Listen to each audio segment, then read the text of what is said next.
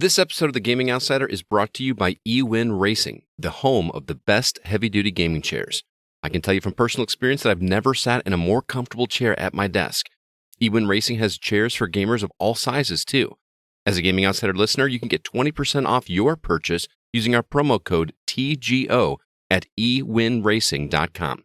eWin Racing, the best gaming chairs out there. Howdy, friends. This is Owen Thomas, and I play Twisted Fate in League of Legends, and you're listening to The Gaming Outsider. Only 2 jokers in the deck, and I get dealt you. Welcome to The Gaming Outsider. On this week's episode, we're admitting to games we've loved but never got around to finishing. In news, a new Mortal Kombat game was officially announced, and it's a reboot of the original. Zack has impressions of Coffee Talk 2.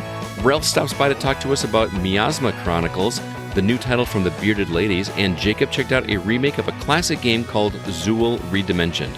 I wouldn't be surprised if we also gush more over Tears of the Kingdom. Yes, it's that good. This is The Gaming Outsider.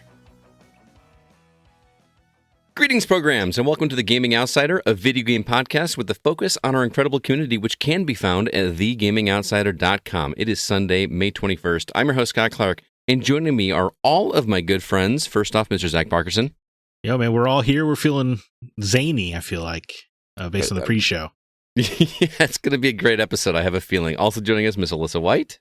Yeah, it's been a good time. I've already done the hyena impression a couple times before we even recorded, so They love your laugh. probably ensue more in the episode. And also joining us, Mr. Chris Behrensmeyer. What's up? Hi. What the hell is this guy doing here? I don't know.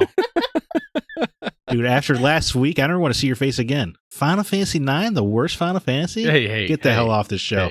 Hey, all because you like furries. Oh, well, that's neither here nor there, sir. Don't kink shame him. I Don't didn't. yums. There was no kink shame in that. I just said all because you like furries. There was Just no wanna shame see in that game. Just because I know what Zidane can do with that tail. Oh my goodness, we are already. Let's move on. We have another game giveaway for the month of May. We're giving away, it seemed appropriate to give away a copy of The Legend of Zelda Tears of the Kingdom. Is it appropriate because of the furry connotations with the bird people and the fish people? It seemed appropriate because that's all CB and I have been talking about, and I'm sure you'll hear us gush about it more this episode. But it's actually a bonus as well. If you remember a while back, we had a guest on the show by the name of Brian Rigsby, who does retro game books, and he actually donated a copy of his most recent book called NES Achievements, which is a really awesome idea. He basically took a bunch of NES games and made a checklist of things that you should do in all of them, because there weren't achievements back in the NES era. And so it's just a fun little book. And I was looking through it, and most of them, I started with Zelda for obvious reasons, and it's mostly like things that you have to do to progress the game. So I didn't read the entire thing yet, but I'm hoping that there's going to be some, things that you can do that you don't necessarily have to complete the game. But we'll have to wait and see. But yeah, if you'd like an opportunity to win that copy as well as the book, be sure to look for the link in the show notes. The link, get it? And all you got to do is drop your name in there, what level Patreon you are. You do not have to be a Patreon subscriber to win a copy. But we'll do a random drawing the last week of the month and then mail off a copy to the lucky winner. Also, don't forget, R2V2 2023 is coming on October 14th. We got Sissy Jones and John St. John coming. CB and I have been working fervently to get things put together. Still got a lot to do, but it is going to be an awesome event, and we hope that you will all be there. Actually, I didn't even tell you guys this, but Sean Coates messaged me. He's actually going to come out from LA. He's going to come out. Sean, we are not worth it. We're going to have to take him to a Korean barbecue place, right? We kind of have to. Oh, dude, I know the exact place here in town. Do you guys do you know the best mediocre Korean barbecue place in Rockford? I know the only Korean barbecue place in Rockford. The only. I believe that. I'm also coming out from a similar distance. Just throwing that out there. I mean, you better be. I mean, I'm trying my best to come out there. We will drive down there and pick you up if we have to. I mean, I am all for that. Come kidnap me. There you go. There you go. Ooh, that's consent. Of course, Zack takes it that way. Oh, boy. Let's get into the games that we've been catching up on. Alyssa. I don't know if we can stay on track long enough. I know. Still picking away at Star Wars Jedi Survivor? I am. I think I'm about 20 hours in now. So, do I have about 10 hours left or so? Depends Yeah, on how that you play sounds the correct. game. I think I beat it like 32 and I had like 80% completion or something like that. I don't even know my completion right now. Yeah, I'm I having don't fun know. with it. Just the exploration sometimes drives me crazy. Trying to Really? find where Why? I'm supposed to go. Sometimes I it's know- not really obvious where, like, you can't really tell that you're supposed to run on a wall because you don't see the scratches easily, or you'll be looking around and then I'll be like, oh, you're supposed to get that thing and hook onto it. I see. Oh, see, Just that's a little- yeah. No, I understand that. I didn't think about it that way because I appreciated that the walls and stuff were hard to find. It actually made you feel a little bit more like a real world. But I thought it was obnoxious, because I don't think the map is really that much better. It's not. The map's Fallen not. Order, yeah. So, and I I didn't actually have like the map. I know I didn't have a problem with Fallen Order's map, but this like Kobo is so much more complex. Oh, I see. It For sure, it yeah. is a little. It Yeah. doesn't because there's no on-screen indicator of like you have to keep checking your map for where to go. Mm-hmm. Mhm. Like old school video game Oh. style. And I that thought they had a little thing like in the bottom right-hand corner that would... Nope. You gotta. That wasn't in the first one? no. not- I don't believe so. so. And this one, there definitely is not. Right? Yeah. Hmm. It Yeah. can be tricky to navigate. Especially, I understand what- especially on Kobo, because there are times where you're like, there's vines everywhere. Right. Well, and Yeah. sometimes it looks like on the map you're like, oh, okay, I can just walk up this hill, but actually, you have to do a complex platforming path that was actually 30 meters to the right. Yep, So I've come across that. Yeah, it can be tricky for sure. But it is fun to play. Yes, tons of fun. Story. Are you liking the story, Alyssa, or Not as much as Fallen Order. I don't really want to say where I am for spoiler reasons. right? Gotten a little further. Still not super crazy about the story. Yeah. So I don't think this I've is- hit that point you told me about. I'm happy CB and I aren't alone. It's just a Ugh. disappointing story. Ac- Yeah. Actually, this is the first time that you and I have been on the show since we both beat it. Oh, okay. And yeah, I remember texting you immediately and I'm like, do you feel that they're trying to push this agenda? And I'm like, and you were like, yeah, and I don't like that word. Yeah. I need to know. Oh, the word agenda? No. To me, it feels like they're trying to bring something back into canon. Hmm. Oh, yeah. And the way they're concept. Yeah, in concept and the way that they're doing it between the sequel trilogy and this, I'm just kind of like, I don't care for this. Interesting. And To see what... yeah, It's going to be a while till I get back to it. I got my hands full, but I predict Zach, you will never get back to it. no, I'm going to have to start over. I'm straight up. I'm going to have to start over. Yeah. I just got to Kobold, and I'm going to have to relearn how to do that. I mean, that intro is not that long anyway, so No. Nor is it that good. I like the intro. Oh, no, Okay. I mean, I I like do. the story. Okay. That's good. oh, yeah, there's the top of your story right there because it's kind of. But the gameplay gets better after that. think I so. mean, if you're Oh, okay yeah. in Souls-like games, or yeah, Prince of Persia style platforming. I'm just going to drop it down to easy and just power through the game. Just story Good, mode. man. Yeah. yeah. What about you, Zach? Well, besides finally hitting 125 hours of Red Dead Redemption 2, just doing bounties, guys. It's just I can't stop playing it. But I'm also trying to wrap up Hogwarts Legacy, because I'm Tears of the Kingdomless right now. But Hogwarts Legacy, this game remains a ton of fun. And now that I'm not being interrupted by other games as much right now, it's easy to get into the groove of it. This is not a game that's complicated to get around. You can just fly wherever you want to go. But yeah, I don't know. I'm digging it. There's some good dark art stuff happening with some characters. Yeah, it's a neat little world. There are just like such easy misses. Like, why is nobody reacting to the fact that I'm using Imperio? I feel like that should be brought up. Which is like an unforgivable curse in Harry Potter. Oh, is it? Yeah, they kind of Yes. get slung around in that game like it's just candy. Right, I'm doing it like in front of a teacher, and he's like, "Well, you probably shouldn't do that." Like, yeah, I probably shouldn't, but also, why Well, aren't you're you not mad? stopping me. Yeah, so it's just very weird in that way. kind of breaks the immersion a little bit. I really wish there was some form of like Fable style punishment for using the unforgivable curses. Yeah, that's what I'm saying. And that maybe that'll be in the sequel or whatever. When they're refining this game, because it's the also inevitable sequel. Yes, well, you can't sell 50 million copies and not get a sequel. Mhm. But it's also just like I remain consistently frustrated that you don't really feel like a student of Hogwarts. That's my biggest gripe, because I think the game itself is actually incredibly fun. It's just weird that like I don't have to go to class, and there's some teachers that are commenting like, yeah, that 5th year student, he's just never around. I'm like, yeah, shouldn't that be a problem? You're auditing classes. Yeah, it's weird. That sounds And then like when- my college experience. And then sometimes you go to class and it's just a weird montage. You don't actually do anything. Yeah. Do something like a really quick, simple, stupid spell, stare into space. I mean, they're it's like, not- congrats. Why did they not just look at Bully and be like, what about that, but with magic? I was Oh, going to say Bully that. was so You're just really, good. Yeah, exactly. Bully is so good. Instead of I miss dissecting a Bully. frog, I'm turning a rat into a chair.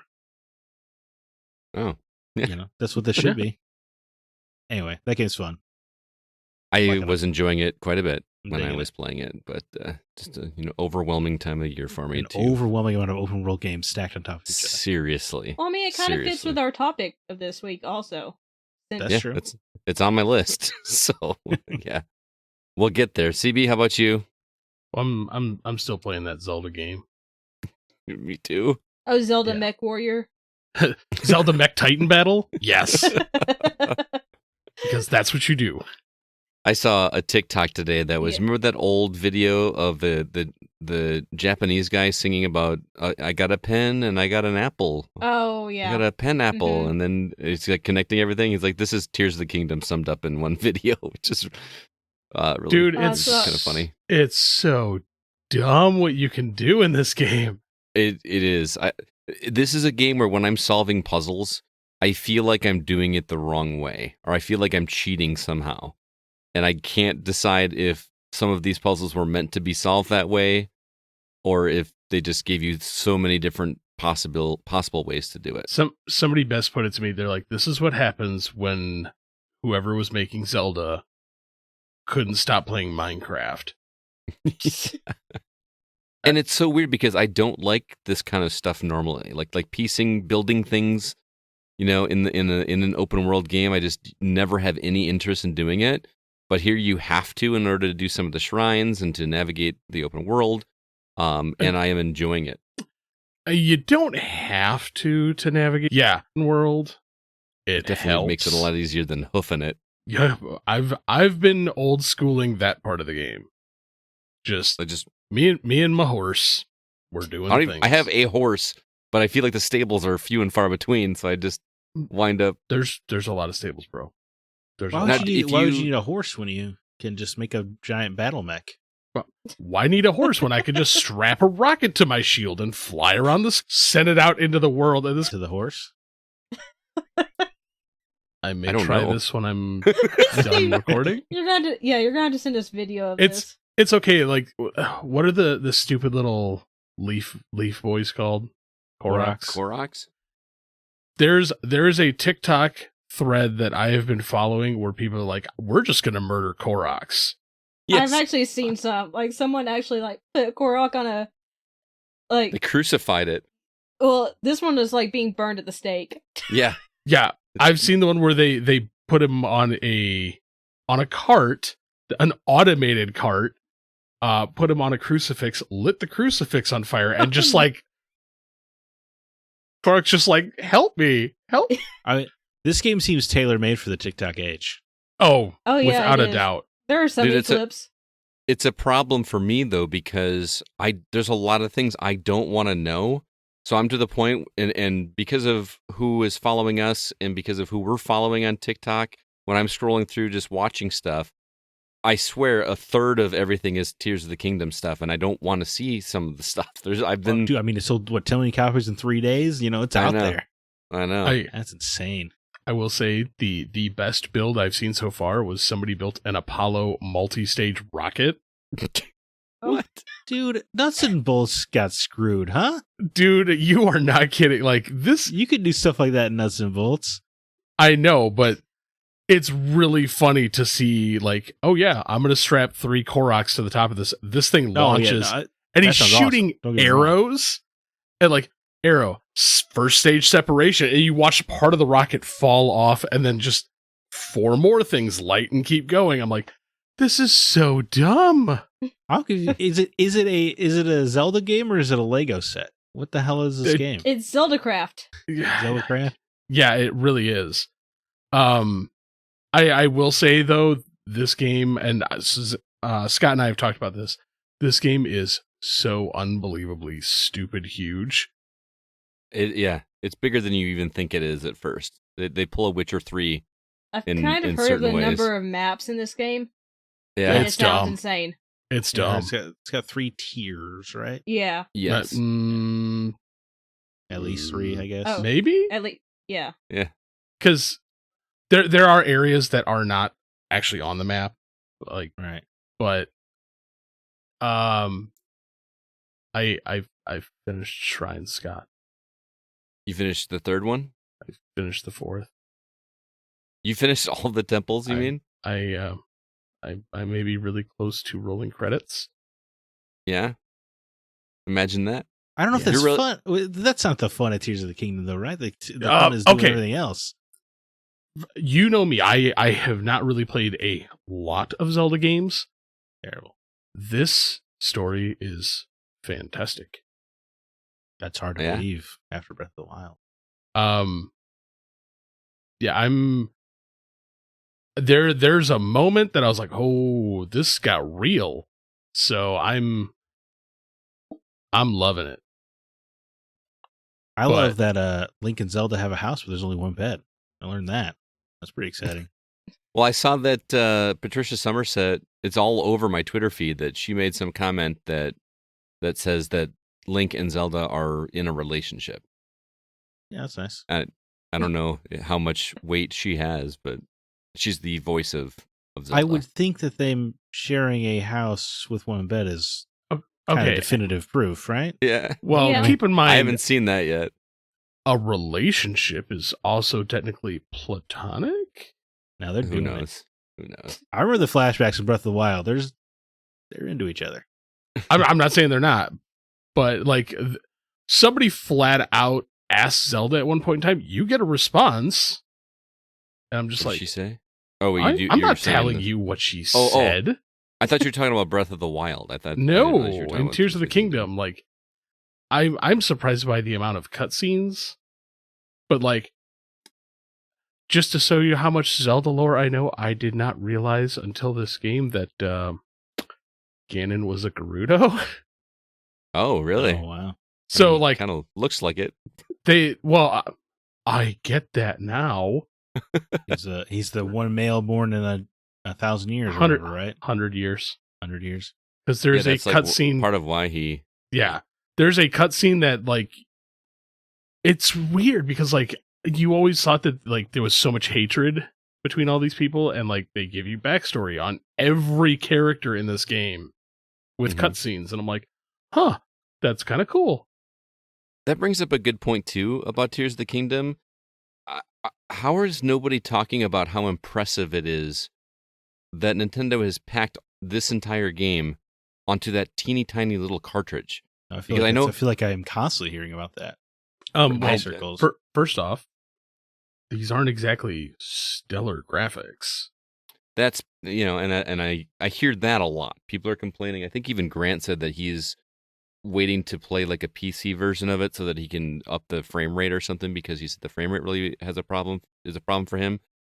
It's not a problem for me. I will say I'm noticing that Link's face looks a little weird in some of the cutscenes. Like his mouth is just missing, so it almost looks like an anime character or Oh. something. I don't know. Yeah. That's a little weird, but anyway, we're talking about the size of the map and everything, and we're not even taking into account the sheer verticality of Hyrule. It is so tall, man. It is tall, but I will say, because I'm still playing on my OG day one Switch, Oh, okay. so not even an OLED. When you do get fairly high up in the atmosphere, things start disappearing. Well, yeah. Pop in, pop out. Well, no, like you could be like, I'm staring at the ground. Parts of the ground are gone. Oh, I haven't seen that yet. It happens. Maybe I'm not going up high enough. Probably not. Yeah. But I've had areas of the game disappear, or if you start building monumentally stupid things, this is the first game that I've heard my Switch's fan just go ballistic. It just sits here and you just hear "Vrrr." I'm like, ooh, Switch is getting angry. I've never even thought about the fact that the Switch has a fan. It is a fan. I know, right? It gets You never loud. hear it. I believe you. I gotta tell you, I just got a text from Kevin Honigford, our producer. He said that Nate, his friend Nate, said that I should ask Scott if he's attached a Zonai rocket to a Korok yet, because oh my god, he about died laughing. I didn't know you could attach a rocket to a Well, you can pick them up with Ultra Hand. That's why I'm saying you can attach things to Koroks, and it gets real dumb. Is Ultra Hand the cousin of Master Hand? Maybe. I don't know. Is it what Master? I don't know what Master. Master Oh, Hand from Master Smash Hand is Brothers. the Smash Brothers. Oh, I thought that was the thing in the other Zelda games, that the hand that would come down from the ceiling and grab you. No, they have a creepier name than that. Do they? Right. By the way, Are they, anyway. but they're not in this game, no doubt, right? That would be too much proper Zelda. Yeah, right. I have to say I'm a little taken aback though, because I've met each one of the different races again, Mhm. and with all the voice acting in this game, why do they have to make the Gorons sound so dumb? Do they do they acknowledge that Breath of the Wild happened in this game? Yes. Like the random people? Okay, hang on. Yes and no, Okay. because They mentioned that they worked with you in the past game, or like you met them in the past game. well, they've worked with you in the past, right. Okay. but the exact events of Breath of the Wild haven't been mentioned. Because if I saw a giant walking mech camel, Uh-huh. I'd be like, hey, remember that time you helped us with the giant like camel thing in the desert? Or Mhm. if I was like a mayor of a town, I'd be like, hey, it's Link, the guy who saved us for like what, 3 minutes? Now we're another calamity. Great. I mean, yeah, there is the fish people. Dude, see, this is how bad I am with like the lore of this. Is I'm like the fish people. Zora. Everybody knows they're the hottest. Was the fish person that you helped in Breath of the Wild a female? She was in the past, but she was dead. Mifa. Okay, because The one he helped in the present was Prince Sidon, right? Anybody? Yeah. okay, I don't remember the name, but I remember it being a male. because I thought that was a female. Oh, really? Yeah, well, because when I played yours, I never had the sound on, Oh, gotcha. so I'm just kind of was like, oh, it's fish person. It's clearly female. Mm. Yep, Yeah, definitely not. his sister had it bad for Link, I remember. Yeah, yeah. Mifa wanted Link something fierce. But I'm still wildly enjoying it. I did go play on Death Mountain. Yeah, nice. Yeah, it's You still have to like You'll- wear the right clothes for hot yes, stuff. Yeah. and that is I like that shit.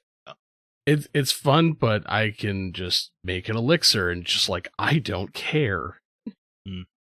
I had that at the beginning. I haven't got to the hot areas yet, although I did come across a boss that had a very warm temperature on him that I wasn't able to go towards.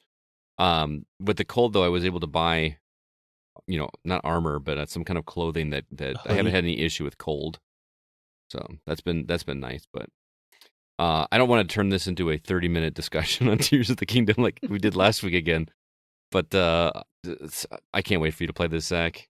They have made a game that I am so much more drawn to than I was Breath of the Wild. Like I felt like I had to complete Breath of the Wild out of necessity in some regards, just because being a massive Zelda fan. This one I'm playing it because I want to, and I can't wait to see what's up. Barring, Just I was gonna say, barring how this ends, I would be tempted to continue playing this. Well, Breath of the Wild's ending was one of the worst endings of video game history, so it has to be better than that. That's what I'm saying. Barring however they decide to end this, I'm like, cool. I may stick around because damn, building fun. I can't believe that the guy who directed this game got to start directing Oracle of Seasons and Ages. wow. A hell of an upgrade path. Yeah. Although, I mean, those games are beloved, but they're Great. Yeah, and he directed Minish Cap, which is also great. Mhm. But he did like so many of the handheld stuff, like he did the touchscreen Zeldas as well. Was his, and then he's given Breath of the Wild and just changes the game. And I read somewhere that they're not going back to the old formula. That's what Eiji Aonuma said. Yeah, Yeah, like it's, which is a bummer. So I'm not counting Skyward Sword because it's not a good game. Which means that the last time you actually had a traditional Zelda would have been 2006 with Twilight Princess. Well, we had the 3DS one. I'm sorry, a 3D one. Oh, a 3D one. Okay, yeah. Twilight Princess. I'm sorry, I will still fight tooth and nail. This to me feels like the original Zelda. Yeah, no, I see what you mean. Yeah, Like, without a doubt, because Scott and I have talked at length about this. This feels like the original gold cartridge Zelda, just in a 3D environment. Well, in the sense of discovery. Remember, like in the original Zelda, when you like burn a bush and like suddenly a staircase would appear, and it was just like this really cool feeling. yeah. Those moments happen so often. Dude, yeah, in you're those not. ones. That's what I loved about Breath of the Wild, is it had that feeling. Mhm. This does it better. I will say, because you'll be like in the middle of a dungeon and you'll like pick up a rock and move it, and you're like, oh look, a hole. Go in the hole. Mhm. It and that little hole that you go into has nothing to do with the dungeon. Just like, oh, there's a random thing in here and a person, and they give me things. The thing that I'm loving about it, and I shouldn't love it with my checklisty nature of liking games, is I'm out of markers.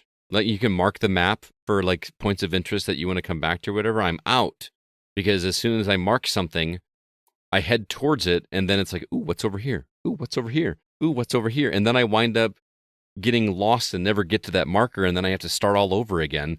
It is so much fun to explore, and even sometimes when you get, and it's like, oh, you get 20 rupees, or you get a piece of armor that is worthless to you, or a shield that's less than the one you've got. It doesn't matter. Getting there was so much fun. Just pick it's- something and go with it. Like I did all the towers. Cool. I don't have to worry about towers anymore. Yeah. Pick shrines. Okay, start just knocking out shrines. But then I don't explore. I want to, because I can't. If I see something, I can't mark it, because if I mark everything, I run out of markers. But see, here's the thing: if you do like a ton of shrines and everything, then they don't even pop up fast anymore. travel. It's when you get the shrine sensor, it gets real dumb, because you'll just be walking, you're like, bink, bink. Oh crap! Start turning around in circles. Like, where's it at? Where's it at? And then I they're didn't like, even know that was a thing. they're like, oh, it's below you. I'm like, oh. Alyssa, do you not have any interests in Tears of the Kingdom? Not really at Or the Zelda? moment, no. But I do need. I did tell you and Scott I'd play Ocarina of Time at some point this year. So Oh, that's right. Yeah, I gotta hop 'cause into that at some point. It's every time I talk to you, my mind has just forgotten that you haven't played Zelda games. You just gloss over that fact. Yeah, it's like a preservation tactic. Gloss over that imperfection. Right. It's so strange too, because I just feel like that you're the type of person that would love this style of game. I don't. Ocarina, Maybe it's the or- way I was just. I was gonna say the way I was raised, but just the games I was raised on. Maybe that's why.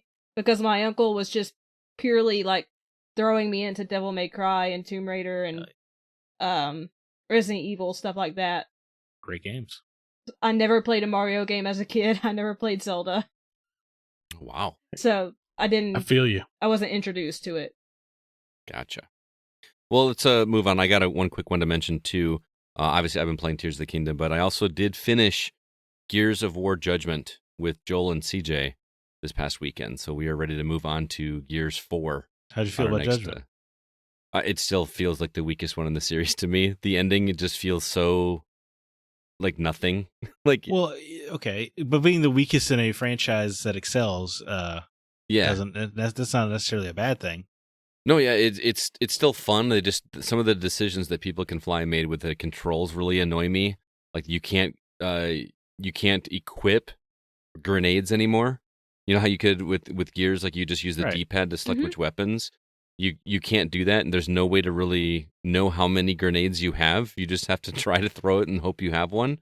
Just simple things like that. Yeah. But then they do some things that I do like if you're using a sniper rifle and you reload, when you go to zoom back in, it's still zoomed in, as opposed to having to click to zoom in again, which Okay. feels really nice. So there's pluses and minuses, but I really appreciated what they did with the story in terms of kind of telling the backstory of each individual character while they're in this. I thought that was neat, and the framing around it, I remember liking a lot. Right, and When just you're in the trial. hubris of this guy. Like there's literally a war going on outside this quote unquote courtroom, and he's just bound and determined to, show how these guys are guilty. It's just kind of an interesting way to do it. But like the final boss you fight doesn't really come across as it's not anything of importance. It's just a big villain. It's just a big grub enemy. You know what I mean? I don't know. And then like nothing happens. There was, and I don't think I've ever played it, but there was some DLC for Gears Judgment. There's like an extra mission. It takes about 2 hours to complete. Oh, And so we started doing that, but I got so tired I was literally nodding off. So I was like, we got to finish this later. So we're going to finish that off first before diving into 4. But this has been a fun ride to go through the series with Joel as his first time playing Gears. He never played Gears at all. And I'm really looking forward to seeing his reaction to the jump from Judgment to 4. Granted, 1, 2, and 3 have been up-resed for the Xbox Series X, but I still feel like 4 is going to be a significant jump in graphical fidelity for him. I thought you meant the jump of like the 30-year gap or whatever. Well, I haven't told him that, so but that too, yeah. It's gonna be fun. Still wondering when 6 is going to come out. Well, I'm pretty sure that'll be announced next month, but We'll have to wait see. and see on that. All right, well, let's go ahead and jump into the week's news.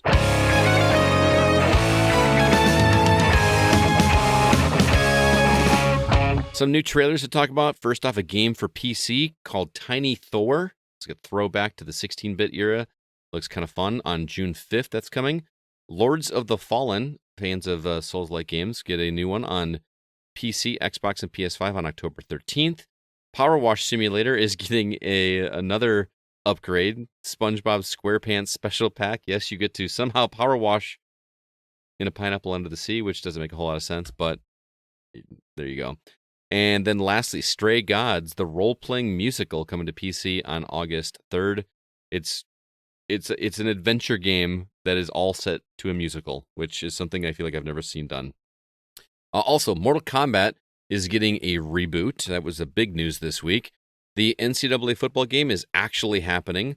Also, it appears Alan Wake 2 should have a release date of October if a certain person who was on a podcast is accurate.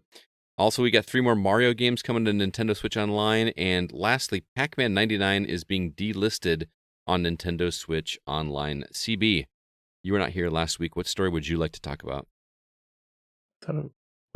Wasn't I here last week? Yeah, it was you two. It was just the two of us. Alyssa. I was like, Zach and I were gone you broke last my week. brain there for a second. It was a very memorable time in my life, CB. So apparently we know how I rank. Oh, look, you're such a terrible host. I forget all about you. I was a total accident. You were the only one that was here, so that's why I was getting it all mixed up. Alyssa, you were not here last week. When Which you're the story- only one here, CB, you might as well not be here at all. I guess so. Gosh, I feel like I just like, oh yeah, you're a terrible person. I Leave. No, you're not apologize. CP. Oh, I I know you apologize. don't think so, Alyssa, but apparently Scott just my- forgets I exist sometimes. goodness. Well, we are only the gaming outsider, man. I know. Alyssa, which story would you want to talk about? Well, since I love Alan Wake so much, Alan Wake 2 may be releasing in October. The voice actor for Alan Wake was on a podcast this week, and he casually mentioned that the game is coming out in October. Yeah, to be clear, this is not an official announcement from No. Remedy, but that seems pretty solid. I mean, Dude, the voice I would actor's think gonna so. know. I hope so, because I want to play this game so bad. I love Alan Wake, and I want to see the continuation of the story. Plus, it makes sense to come out in October, Yeah, around right? Halloween. Spooky. I hope, much like the first Alan Wake, it releases alongside another major release and just gets destroyed.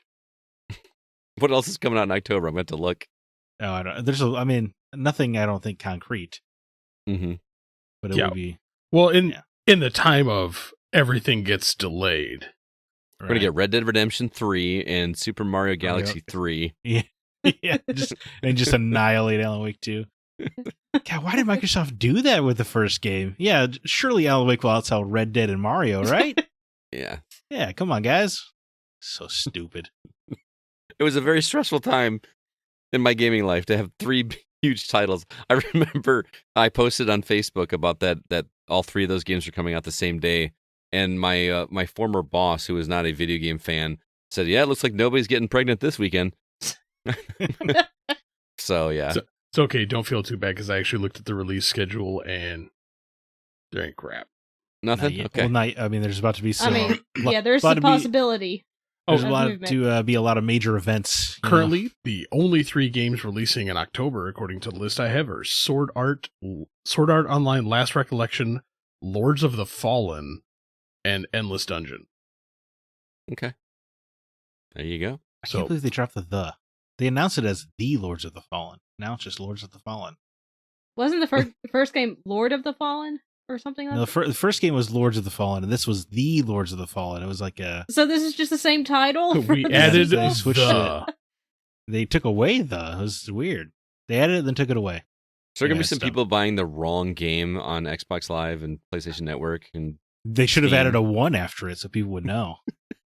Yeah. How are you supposed to tell the difference? it's gonna be a warning that pops up. This is the original game, not the new one that released on this date. Do Are you you wish sure to this is the one you want to continue? purchase? A reboot only 9 years apart. What a choice. Anyway, Alan Wake 2, yeah, I would say is a lock for October. Yeah. It's just like when the Venom voice actor was like, yeah, hey, Spider-Man 2 is going out in September. Yeah. Yeah. We Voice still haven't actors- seen a trailer for that even. I guess we haven't I- seen a trailer for Alan Wake either, but I guarantee you by the time people listen to this episode, they will have seen a trailer for Spider-Man 2. Yeah. Yeah. Unless you listen to it first thing in the morning. yeah, right. All right, Zach, what about you? Any of these stories stick out to you? Oh, I got to talk about Mortal Kombat getting a reboot here. Yeah. You know, Ed Boon and Another Realm coming back at you for the stupidly titled Mortal Kombat 1. Did anybody see this coming? Because everything I read was everyone's like, "Yeah, well, we heard rumblings and knew that this was happening, but now it's official." I was like, "Really? Did I just miss out on that whole conversation?" Yeah, dude, I feel like it was just an open secret. Okay. I feel that they dropped the ball on this one. What do you mean? If you're going to reboot it, you should have rebooted it at 10. Why would- Instead of 12? But now they have the cool thing with the clock. I know, but if you know the lore, it should have been rebooted at 10. Why? I But they don't- had just 'Cause you have rebooted to it at win 9.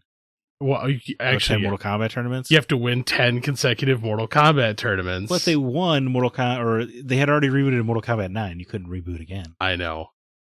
That's what I say. Like, I feel they dropped the ball on that one, but Fair enough. Anyway, this game will introduce a reborn Mortal Kombat universe has been created by the fire god Liu Kang. Bye bye, Raiden. Raiden? Is it Raiden or Raiden? Raiden. I've always I said always right. pronounced it right. Depends on which movie or video game you watch or play. Oh, I wonder. Featuring reimagined versions of iconic characters as they've never been seen before. Hell yeah, dude, sign me up. Dude, did you watch Mortal the Kombat. trailer for this? Of course, it's gory as Yeah. hell. Dude, I was like, this is hyper violent. Like, I loved it. they stepped it up, and I was like, Dude, Liu Kang's crushing that skull through that dude. Oh my god, so I'm cool. all for it. I love the way they made Liu Kang look for this. I think it's cool that he's getting he's leveling up in life. You know, he's the god this time. Yeah, That's but cool. is he the protector? Because before, like, Raiden was the protector of Earthrealm. Now it's the way they make Liu Kang. It's like Liu Kang is the protector of all realms. Hell yeah! Don't step up, son. So I know nothing about the lore. I thought Liu Kang was one of the fighters. in the OG. Yeah. Yeah, so But- he's leveled up in life. Yeah, I mean, Liu Kang's died a few times. Like Right. came back as a zombie. He was a zombie. It was a deception where you could play as him as a zombie or whatever. That was so funny. What wasn't Shang Tsung the original like maker of the tournament? Or am I mixing up the characters? Who is the one running in the original Mortal Kombat? Shao Kahn. Shao Kahn. Okay. Whereas And- Shang Tsung has always been Shao Kahn's right-hand man, but at the same time wants to overthrow Shao Kahn while doing like other things and recreating Yeah. universes. It's all good stuff. It's starting to feel like the Fast and the Furious movies. Nobody knows what's going on. Just flashy things. It doesn't matter. I just see Scorpion and Sub-Zero fight each other, and I'm in. Oh man, Yeah. that like the moment Sub-Zero and Scorpion start fighting in the trailer, I was like, yes.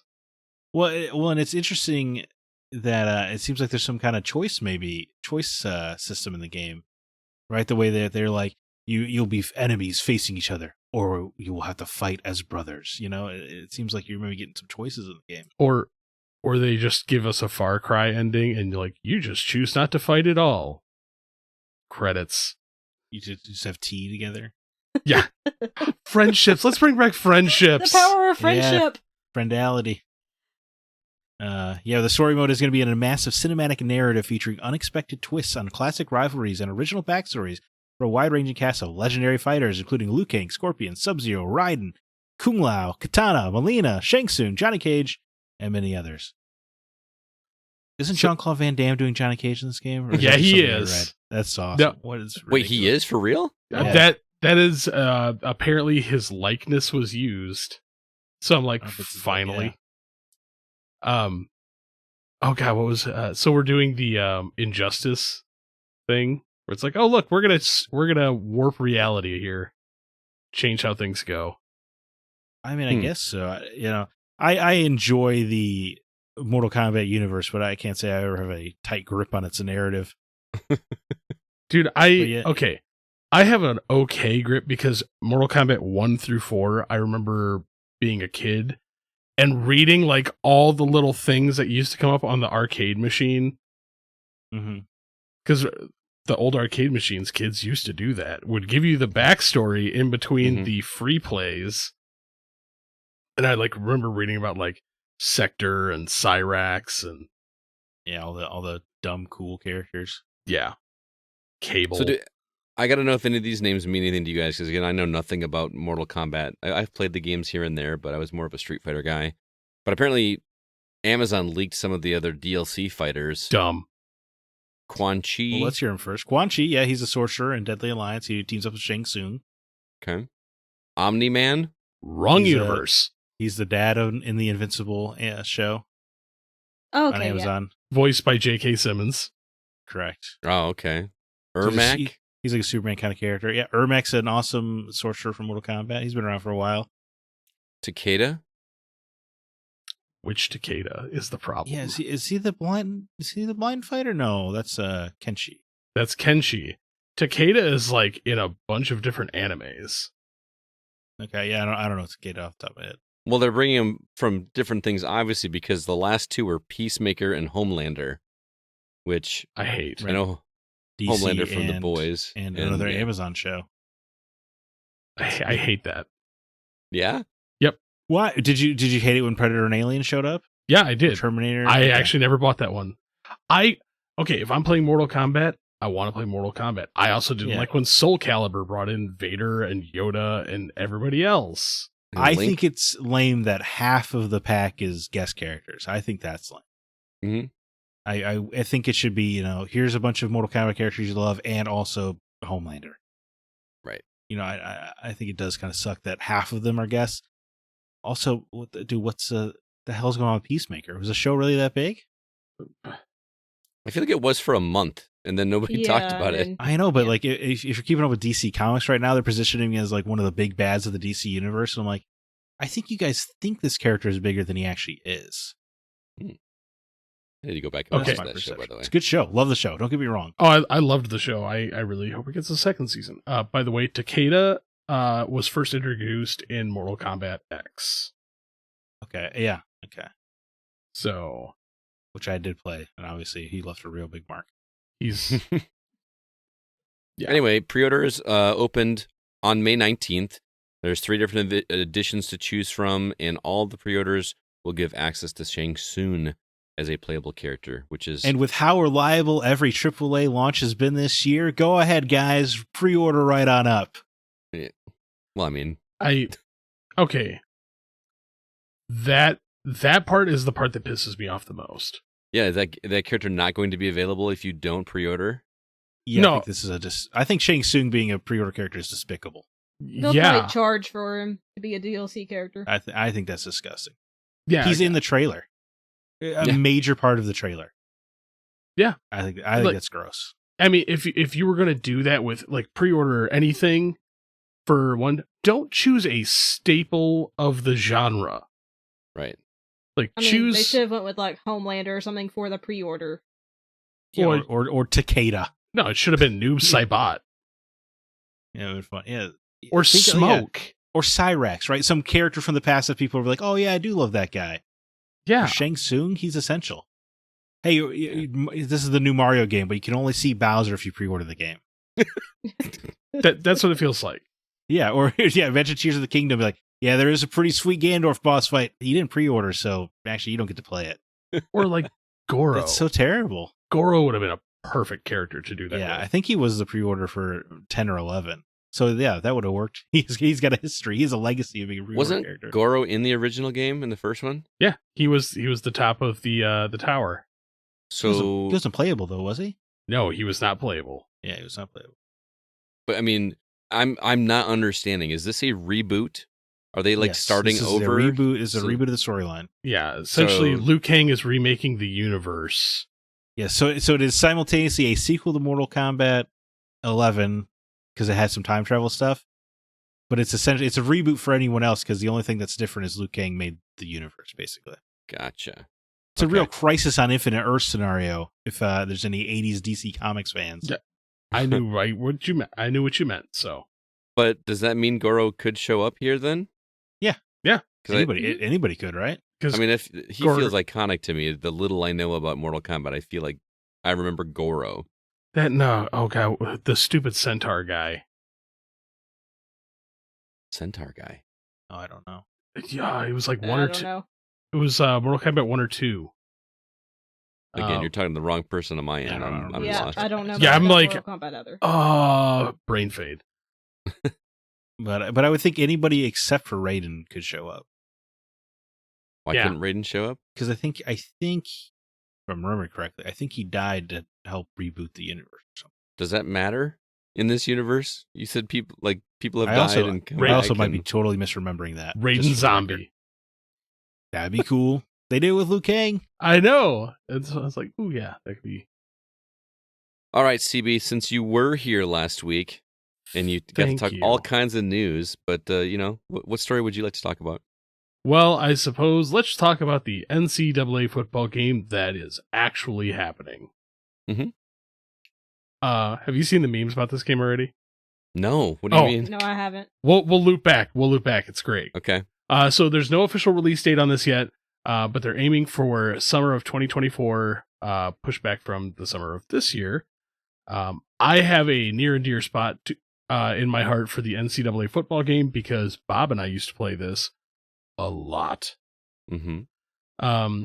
However, because of the way the NCAA rulings are written, the players will have the opportunity to opt in for their likeness to be in the game. If they don't opt in, their player will have a generic avatar assigned to them. Mm-hmm. Players can be compensated now, thanks to the ruling, with the regulations that were laid down in 2021. One of the memes is it's just like a Slender Man face over the characters, where it's just like void. That's pretty good. Dude, it was hilarious because you just see this team of like these hulking monstrosities and they just have blank face. And I'm like, Right. But then there's like the one guy who has like a super highly technical face because he got the likeness. yeah. My question is anybody going to opt out? I mean, isn't this part of like getting your name out there and getting recognized and potentially getting into the NFL? I'm willing to bet the contracts for this are going to be hilarious. I bet there's going to be a lot of shady stuff we'll never hear about coaches, not letting kids sign or, strongly encouraging them not to do this or something like that. Yeah. I think there's going to be a lot of gross stuff happening that we'll never learn about, Yeah. Because there's nothing that's, I haven't read all the regulations because some schools could just be like, oh, well, if you don't give part of the money that you're receiving for us allowing you to play on our team, right? Why would we let you play in the first place?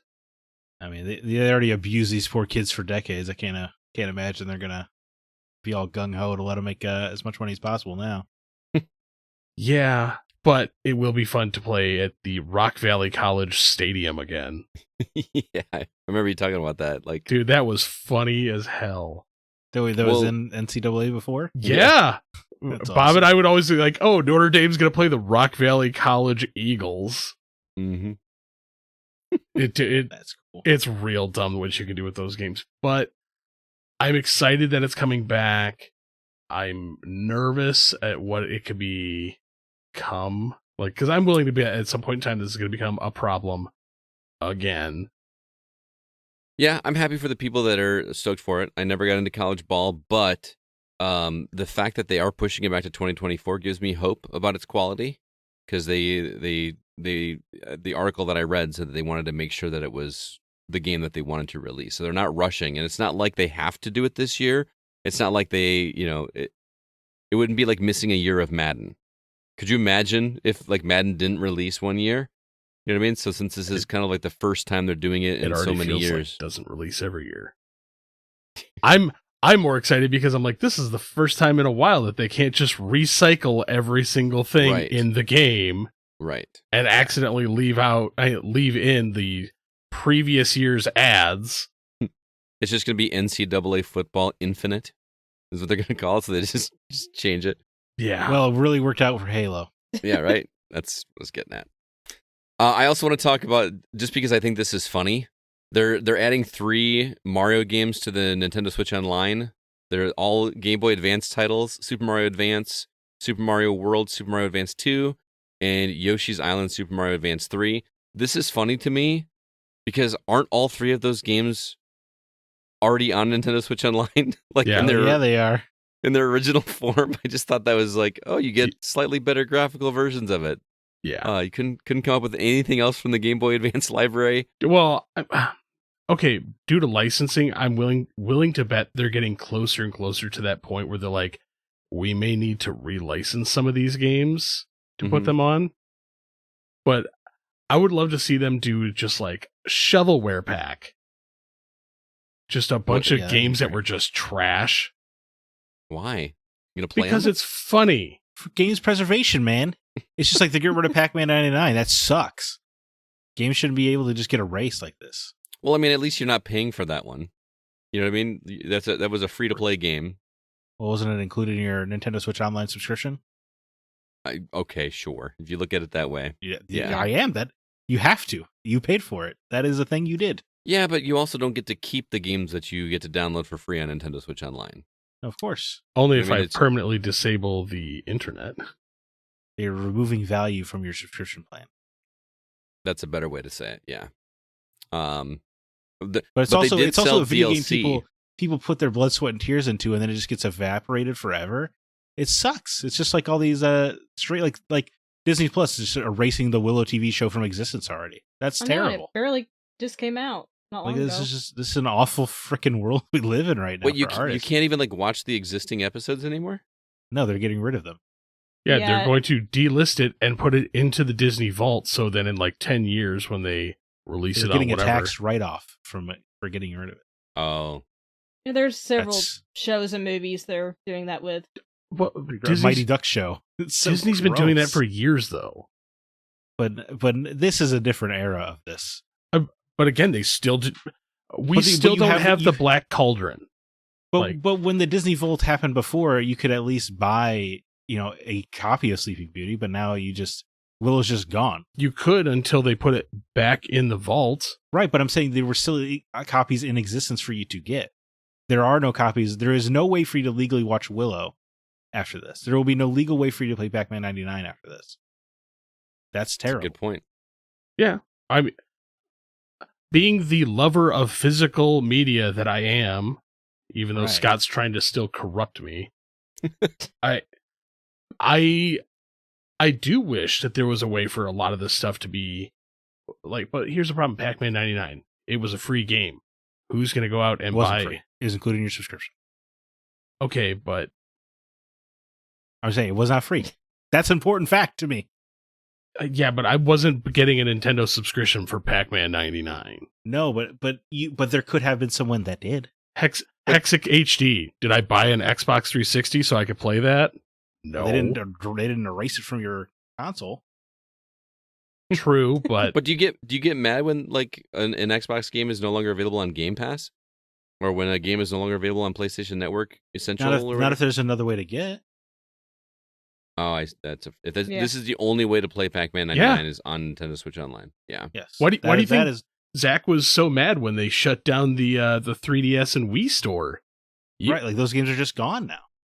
Mm-hmm. Like, That's disgusting. Why What do we need to do is we just need to flood this game with so many people playing it. it won't matter. It legitimately will not matter. Because It sucks. they're just going to be like, boom, we don't care. All right. Thank God of that YouTuber, the completionist, who bought every single 3DS that shop was- game. That was so much money.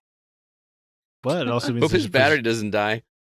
there's preserved versions out there. We can just get them off his 3DS now. Now every game is preserved. Yeah. He's going to sell copies of his SD cards. Until he accidentally drops that 3DS and just like shatters the screen. And they're like, oh, well, to replace the screen, we have to remove the battery. I bet Nintendo Bye-bye. will let him. Nintendo will put out a hit on his 3DS. Yeah. All right, well, let's Yeah. go ahead and move on. I want to remind Whoa, everybody. before we move on, I had a fun idea, if you allow me. Oh, Scott. yeah. I know this is your show, and I'm only just here. Shut up. But because of our recording schedule, we're recording this before the big PlayStation showcase. Mm-hmm. But people will probably be listening to it after it. So I thought it might be fun if we each give a prediction or two, and then that way people can make fun of how wrong we are Okay. right away. Because I am a big PlayStation fan. I know you wouldn't believe it listening to the show, Yeah. but I am, and I'm excited for this showcase. And I think the Last of Us factions of Spider-Man 2, those are shoo-ins. Those are guaranteed to be there. So I don't want to hear that in your predictions. Well, in Final Fantasy 15, we'll see more of that for Yeah, sure. 16, yeah. Or 16, excuse me. Yeah. I'm going to take the other low-hanging fruit is we'll see gameplay from Final Fantasy 7 2. Think so? There's no way they can't not. Well, I wonder, because then aren't you kind of taking hype away from 16?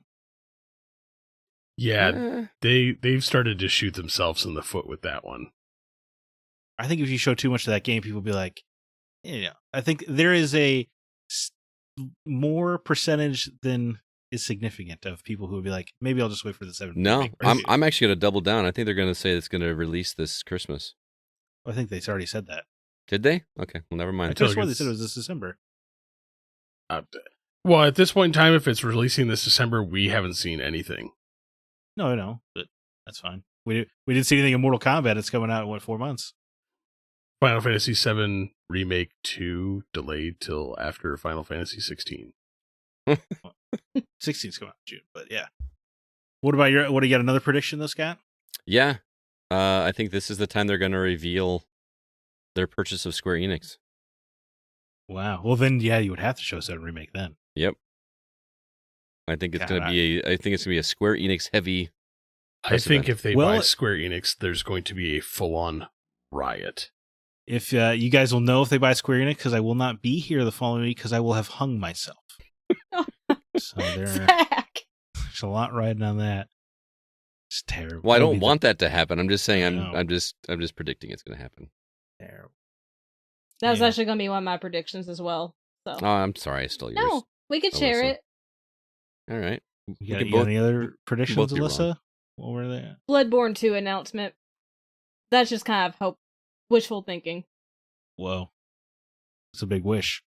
Also, I'll probably Yeah. be wrong, so you guys can say, haha, you messed up, you got it wrong. No doubt being Well- made by Blue Point, obviously.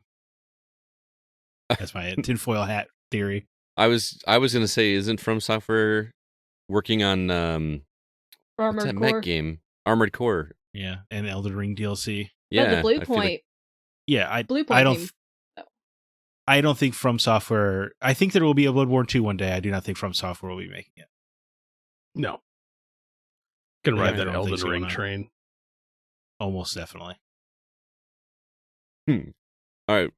So, CB, you got some Ooh, I got some weird ones. weird Whoa. ones. I like Oh. weird. First off, the co-announcement. PS5 Pro will be coming within Yeah. the next year. Within the next The- year. Well, the funny part about that is you haven't convinced me why I need a PS5 yet. Why, well, why? I'm why am I getting still a saying- PS5 Pro? No, I am sure there's a PS5 Pro, but you haven't shown me like a game that I'm like, yes, obviously this could only be done on the PS5. So, yep. But PS5 Pro announcement. Well, hang on. I think that all they have to do is redesign that sucker, and it will sell. That, So it doesn't look like a popped collar. that's what it's going to be. The wireless PS5 router. Pro is literally just going to be a redesigned shell. There's Mhm. going to be nothing new inside. No disk drive. It's just going to be, Just this is the PS5 Pro, and they will also officially cancel the PSVR 2. Same time. They wouldn't announce that at a press event. Like, hey, you know that cool thing we announced a couple months ago? You can't get it anymore. Like that, they're not gonna. That's not a positive thing to. You know what? to mention. The way PlayStation's been going, I wouldn't doubt it. Come on, man. Are you serious? And then they're also gonna we're gonna get do we have Wait. We're just gonna gloss over the fact that you're Dude, just let 'em- doubling down. Let him be wrong. Who cares? I don't care. I don't care. Doubling down on the fact that Sony is going to announce at a press event that they're going to cancel the PSVR 2. Yeah. All right. I mean, come on. Everybody already thinks I'm a complete PlayStation hater, so I'm just gonna ride that wave. I would say the more likely scenario would be like, guys, we know the PSVR 2 is underperforming. That's why we have no choice but to raise the price to $650. Why do I feel like that could actually be a thing? That is because you can it could imagine be Jim. a possibility. That's exactly what Jim Ryan would say. Oh no! Now it's gonna become a packed-in thing with the PS5 Pro. There you go. And it's The going to only cost way you could buy it- $1,500. The only way you could buy a PS5 Pro is with the VR 2. Oh, there you go. Yeah. No, I could actually see them announcing a price drop on the PSVR 2. No, Dude, you got a lot of faith in this company that I could. I mean, they remember that like one holiday season when the original PSVR was on sale for like $200, and it Yeah, sold dude. like crazy. Do you remember who wasn't in charge of PlayStation at the time? do we have an official release date for Cutie Booty Delivery Duty 2? We do not. we do didn't- not. yeah. That's For coming. those that don't listen to the show regularly, we're talking about Death Stranding too. It's my favorite. It's my favorite. Whereas No, Kojima seems to insist that we're going to call it DS2. No, it's Cutie Booty Delivery Duty 2. I'm with you. dude, I'm telling you, that's what it is. That It's And CBDD. CBDD. Well, that's not like we're CBDD, listing cup sizes off. CBDD2. Just rolls Also, right out the tongue. hell yeah. Let's keep going with it. Also, Uh, surprise announcement: Ghost of Tsushima 2. Oh, Yeah, I think that's very Okay. likely. Okay. Surprise release date next summer. I can get down with that. Alyssa, did Mhm. you have a second one, or are you just sharing that one with Scott that you were talking about? I'm going to share it with Scott. Okay. I think I have three. One, I guarantee you can mark my words. Okay. The next Uncharted game is shown off here. okay. I think with most likely with Nate's daughter. I think a Bloodborne PS5. I think this is finally the time you will see a Bloodborne PS5 port. They will Okay. Not charge a sequel, but the original. not a sequel, yeah, but a remastered 60 FPS, all that jazz, and they will charge $70 for it. I'm sure. Of course. And I'm gonna have to play that one, right? Nah, I don't know if I could, in good conscience, tell you to buy a $70 port of a PS4 game, but and then I think this is just in my gut. I think we're going to see Twisted Metal free to play game. Oh, free to play Oh. Twisted Metal game. Ooh. Yeah. Because we know they have those 10 live service games in development. And I know the TV show's coming out. I just It'd be a feel good it. tie-in. Yeah. I have I a know. feeling that will not be free to play. I think they'd be smart if they did. I think it would be. Mhm. It should be on PlayStation and PC and be free to play. That would be the smart move. If you had I hope you're right, because I would love to see that happen. I don't see that happening. Shenmue And- 4, guaranteed, right, guys? with extra bad voice acting. The worse, the better. You know what? I actually, as much as I don't want to say this, I don't think we're gonna get an Uncharted game announcement. I think they're gonna just announce like Uncharted 2, the movie. Oh, Oh, I can no, see that'd that. be so sad. I know, No. but this time with Nathan Fillion. That would make me happier. Just recast him as Sully. Let him be the Sully. That's what I'm saying. Just Yeah. hey, we listened. We know what you want. It's Uncharted 2, but Nathan Fillion. I I know we did don't like want that more. movie. Yeah, that was good. Actually would like to watch that one again. I think it's still on YouTube. Anyway, I assume that this PlayStation Direct will have to be huge because it's the first time they've talked in years. You said Wednesday at what time? 1 p.m. It's always 1 p.m. Eastern. Pacific, sorry. That'd be Oh, 3 here. Yeah, Oh, 3 here. for- So, The 3 of us. Alyssa, you want to do a little like get online and watch it together and post the videos like we used to do? Yeah. That sounds like fun. CB, are you I'm working? available. I am available, sir. We should- Once we should again, do that. Scott completely forgets about me. I asked her first because she's prettier than you. Aw, thank you. How dare you? What do you mean by you want to post what do you mean post a video? Oh, whenever Seriously? we like during E3, we used to like have like a thread on Facebook and Discord and everything, and whenever something would get announced, we'd post about it on there. So Oh, I people thought you that meant a couldn't live watch it video live. because you just love to watch me go insane as things get announced. That is pretty funny watching CB. He's really hard to keep focused and actually like look for stuff to post because he's just like watching. Sir, the last few times we've done that, I have had links for you faster than sometimes that you were able to find them. That's true. That's true. I thought you But- just wanted to watch it together, that sounded nice. We do. We Well, we usually do. hold hands, light Yeah. some candles, pour some Yeah. wine. I'll have to see if I can make it home in time because I get off at 2:45, so I would have to really deadbeat home. But I would love to do that with you two because that was always a good time. Or CB, you come over. We could do it in person. I will have a child with Oh, me. you should stay home and do it online with me. I mean, it is your godson, so That's true. That's true. All right, can I go ahead and move on now, guys? Am I allowed? Anything else? guess.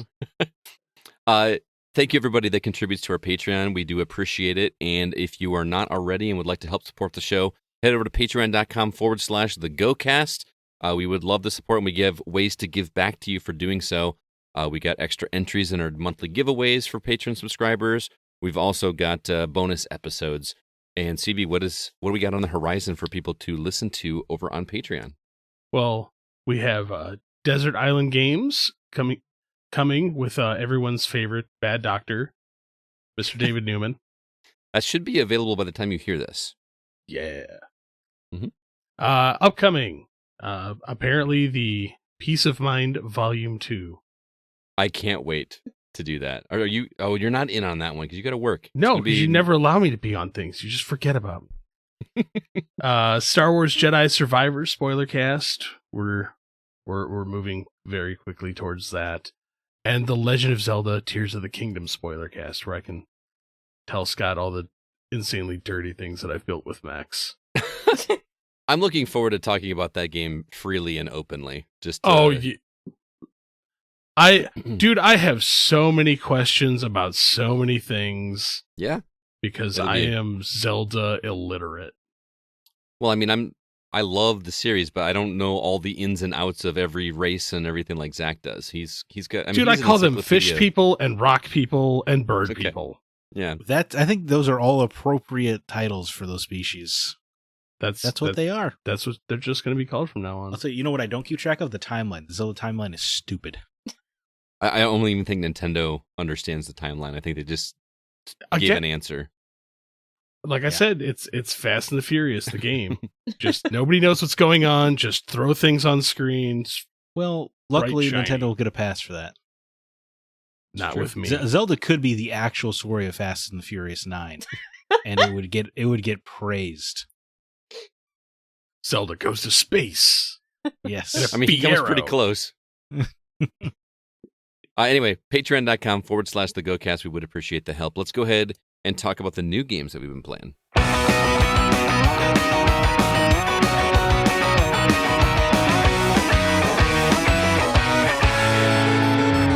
Zach, the list is looking a little sparse this week. I am all for it because I'm just going to be playing Zelda anyway, but what's new coming out? They say it wouldn't matter. It wouldn't matter what they put out, you'd be playing Zelda.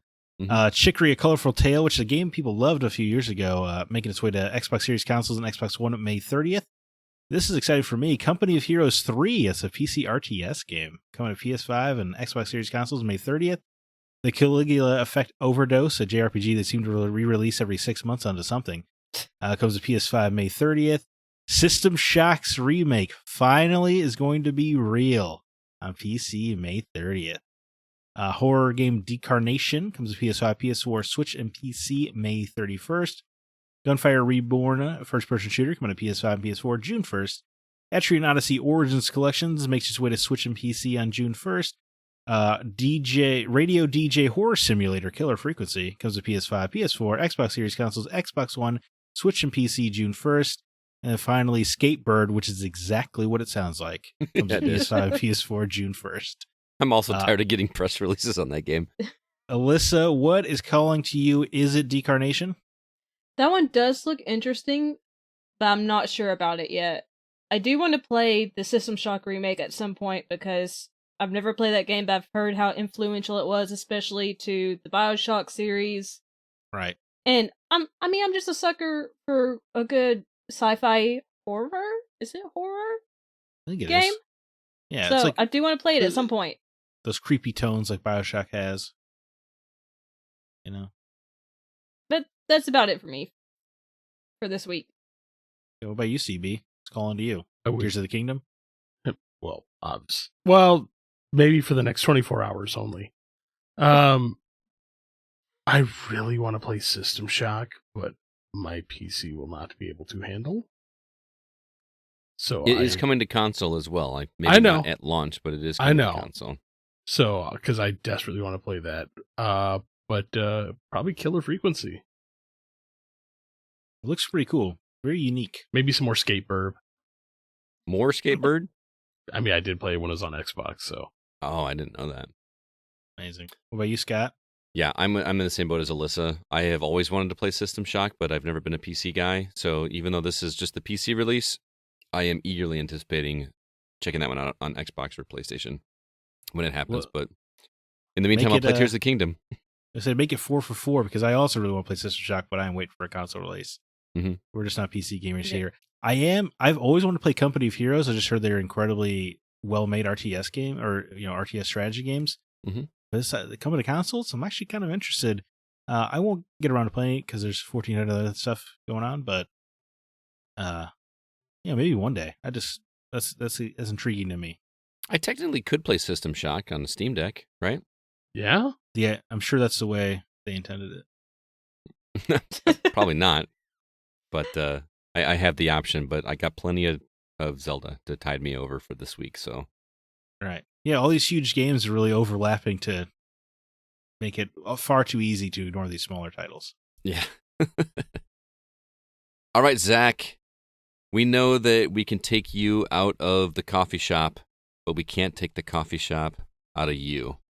And you're checking out Coffee Talk 2, Hibiscus and Butterfly on PS5 for us, which is the sequel to a game you reviewed for us a couple years ago, which you liked quite a bit.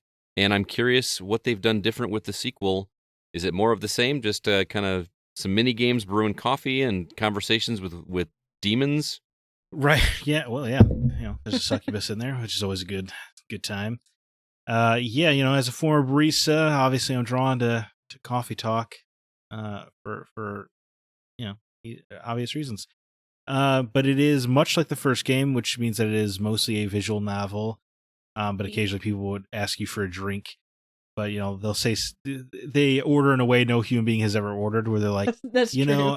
yeah, just I need something with like some caffeine and A little bit of kick, but not too spicy. Like nobody orders drinks like that because I would throw the espresso machine at their face.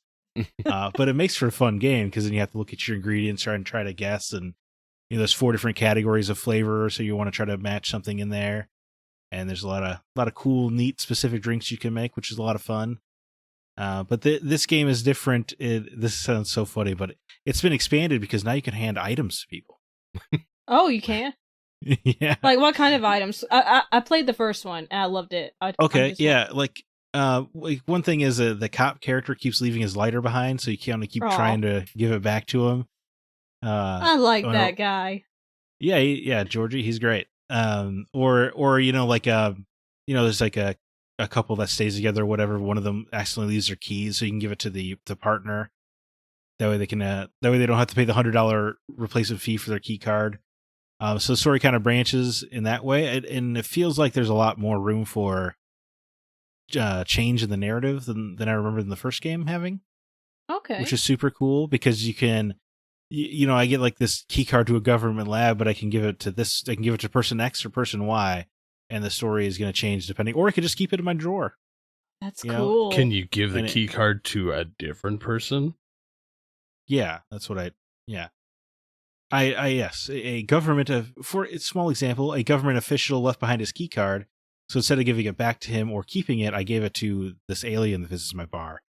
So hopefully he can go in there, and erase his records or something like that. Oh no, I meant with the couple that leaves the key behind. You'd be like, "Ooh, I'm sorry." Oh, just like, hey, hope you into hey, meet me here at this date and time. I didn't try, CB. Maybe you can be a weird, bizarre pervert if you want to. I hope so. It might be a 10 out of 10 then. But you know what? I did like the coffee talk quite a bit, but it was very simplistic, and I feel it's a little bit more expanded here. And and I like that the characters, they did this in the first game too, but I do like that the characters like talk to each other as well. Like you're not always the you're not always the in between arbiter or whatever, but these people have lives that exist outside of you. And it feels like the story it's been hinting towards learning more about your own bartender character. That's cool. Which is interesting. Yeah, it is cool. So yeah, I think it is better in every way, really. There wasn't like a lot of room for improvement. It's just a visual novel with one mini game essentially. Mm-hmm. But I like the way this is splintering in different ways, and I can't remember if this is the case in the first game, Alyssa, but it feels like if you give people the right drink, sometimes it kind of puts them in a better mood. Yeah, that was in the first game. Yeah. Okay, and it kind of makes them easier for other people to talk to, and kind of affects their storyline in a little bit of a way, which is cool. Because I totally messed up this vampire's drink, and he was just a total a-hole to everybody. Oh yeah, that happened to me in the first game as well. Yeah. Well, then I reloaded, and he gave like much more. He was still a jerk, but he was at least gave good advice. So it's kind of neat that it changes in these small sort of ways. I did have a question. It's stupid. Have you drawn any latte art in this game? Yeah, I don't really like the latte. The latte art in this game does not feel like it reacts like real latte. Okay, I was going to say, the first game it was terrible trying to draw that. It's really bad here as well. Okay, that didn't improve. Which sucks, because making latte art is fun as a barista, and it's easy once you get the hang of it. But the foam does not operate like real foam here. So maybe it's easier if you've never made latte or something. But I've never made a latte, and I cannot draw the art. Okay, in that well game, it is not much improved. I will say, quick note: if you're going to play Coffee Talk 2, it seems like you almost need to play Coffee Talk 1. They don't do any catching up for you. Oh, really? That's weird. It's a little weird. At least I don't know. Maybe there's a recap in the options menu I missed or something. But it's been a few years since I played the first game, and it took a lot of like, who's this guy again? Like, this person looks familiar. Do I know them, or are they a new character? But you had to like jog your own memory. But this, it does not. Is there like a recap video on YouTube that you can go look up? Right, or read a Wikipedia summary or something. Yeah. I know it's not a source, Professor Scott. But yeah, no, it's just, it does not get you up to speed. All right. So Coffee Talk 2, that is, am I pronouncing it correctly? Toge Productions? Or Toge? So. TOGE Maybe Productions? Toge? I don't Toge? know. They're- It depends they're- on the region. They're Indonesian. Oh, okay. Okay, So I don't know how I don't that- know then. Yeah. And I'm the just gonna game say is Toge. published by Chorus Worldwide and was provided to us by Stride PR. So thank you so much for the hookup. Glad you're enjoying it, man. We got a couple other reviews to talk about real quick. Relle and Jacob stopped by to talk about 2 games they're playing. We'll play that for you right now. I'm joined by Mr. Relle. How you doing, man? Hello! I'm doing Hey. swell. That's awesome, man. Also, Jacob Gunderson is here. What's up, Jake? I can't match that energy. He's just No, he's just too excited. especially after yesterday. I spent most of the day with Jake yesterday going to a farmer's market and going to a winery. I didn't come to dinner with us. He's old and ran out of gas, but hey, I see how But- it is. we're here to talk about some games. Rel, you've been playing a game called, is it Miasma? Am I pronouncing that correctly? I believe it's miasma. Miasma? Like, miasma makes it sound like, okay. Like I'm suffering from miasma. Yeah, exactly. Miasma Chronicles, which comes from the developer The Bearded Ladies and was provided to us by Stride PR. If you recognize the name Bearded Ladies, that is because they did a very similar game a few years ago that Thomas reviewed for us. Is it Mutant Year Zero? Am I saying that? Mutant Year Zero. Yeah. Oh, what did I say? Ear. Presumably they also have ears. And Oh, some of them no, have mutant 0 year. ears. No, I meant to say the Y in it. It just coming after the word mutant. Mutant Year Zero. But you have not played that game, so this is your first Bearded Ladies game. Is that correct? Yeah, I'm coming into this one pretty much blind as far as the genre is concerned, and I was pretty blown away. Okay, so tell us about it, because some people may not have played the other games, so they probably don't. They might not know exactly what kind of game it is. Yeah, and I was pretty upfront with this in the video that I did. If you've played Mutant Year Zero and you know what it's like and you find this game very similar, okay, great. But my first impression of this game was, okay, this is an RPG, you know, wandering about the world. And then all of a sudden I get into XCOM. Yeah, I was going to say, it's very XCOM, right? Yeah, it's the exact same thing. Grid-based battlefield. You have half cover, full cover. Your percentage chance to hit depends on whether you're flanking, whether the enemy's behind full or half cover, your distance to the enemy. And you also get access to similar psychic abilities to XCOM and XCOM 2. You get multiple party members, a skill tree. It's got the whole shebang. Okay. So what kind of storyline are we talking about here? I assume not mutant animals this time around. No, it's basically the end of the world. It's indiscriminate year 50 bazillion sometime after the end. A somehow deadly miasma, the titular miasma, has just basically destroyed the world and created it more or less uninhabitable. There's elements of Shadow and Bone, the book series and series on Netflix, where there's like a wall of miasma that has kind of split the land, and your objective as Elvis is to get through the wall and find your mom. Okay. Are these human characters? Half and half. You got Elvis, who is a human, who's using a like robotic glove that harnesses miasma power, and then you have Diggs, his brother, who is a robot. I'm not 100% sure whether it is actually like was his brother who had his brain put into a robot, or it's just a robot that he made that he established a familial bond. But you know, they're brothers. They're traveling the land to power up the glove and save their mom, who's on the other side of the wall. Okay. So are you digging it? I mean, obviously you are, but I didn't know you were into XCOM type games, so that definitely helps. Majorly into XCOM. I played XCOM the first, I mean, you know, the 2012 version of XCOM, like, I don't know, 2-3 times, I think, which for a game that long is pretty amazing. Played XCOM 2, and then again, another playthrough for XCOM War of the Chosen. You know, I was big into it, so once it started having XCOM aspects to it, I was all in. Okay. So what makes this one stand out in a good way for you compared to like XCOM or other similar type games? Mostly the availability of options. So at the very beginning, you can set, the standard difficulty level, but you can also set it to be, I forget what the option was, but it's either like tactical or realistic or just, something along those lines, where it's basically a choice between Mario versus Rabbids level of either the enemies in cover and you have a 50% chance of hitting them, or they're out of cover and you're flanking them and you have a 100% chance, or you can choose for it to be more granular and you get, the 99% and the 70% and things like that. More than that, they give you the ability to redo your builds on demand. Like, you're not locked into any particular class. You can swap around weapons as you like. You can swap around weapon mods as you like, powers as you want, power mods, etc. You can customize your squad for every single encounter. It costs nothing to respec everything. And it feels good to have a game that lets you experiment without starting over, Because I know in XCOM, you can just create a new recruit, take him on some missions, and, level them up and get them some, different pathway in the upgrades. But, and certainly in the first XCOM, you can eventually get to the point where the game gets too hard for you to progress if you experiment too much. Ah, okay.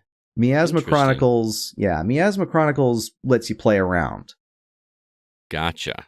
Well, I'm not the world's biggest XCOM fan, so I'm probably not the target demographic, but I know people love that formula, and it sounds like this track record for the Bearded Ladies continues to go, because they keep doing it in interesting ways, whether it be like the characters or, in this case, the experimentation. I love that they're just doing clever twists on the genre.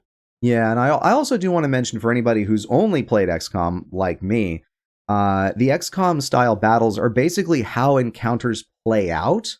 Mm-hmm. But the rest of the game is freely walking around the world. You can explore, pick up things. There are side quests that you can uncover, get rewards thereof, get experience points that get evenly distributed throughout the entire squad. There are companion characters that you can pick up and then freely swap between as you progress through the game and, encounter them. I think probably my favorite aspect of the game is that when you choose where you want to move your character, the game will be very transparent about how many targets are in range so that you can actually hit them, and very transparent about what are the odds that you can hit them. Because in XCOM, if you move a dude, you get no information until you've committed. So you better be sure. Well, actually, so you get the information before you move. Yeah, and I do want to mention I haven't played XCOM in a hot minute, and I think XCOM 2 and like War of the Chosen did at least tell you how many targets were in range, in the particular square that you wanted to move to before you committed, but it didn't tell you like what are your odds. This game tells you the odds. Oh, okay, I like it. Never tell me the odds. Well, in this case, you want to know, but it's.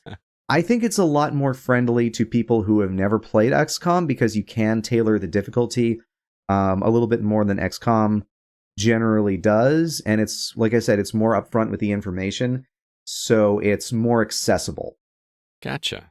So that is Miasma Chronicles from the Bearded Ladies.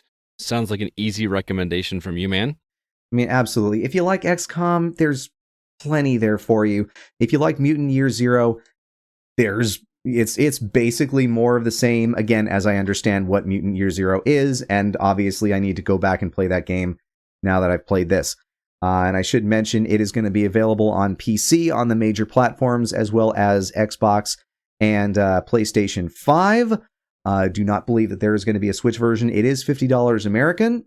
As I understand it, it should have a similar runtime as Mutant Year Zero. So yeah, if you like the genre, if you like Mutant Year Zero, easy recommend. All right, very cool. And you mentioned you're going to be doing a video on that. Where can people watch that?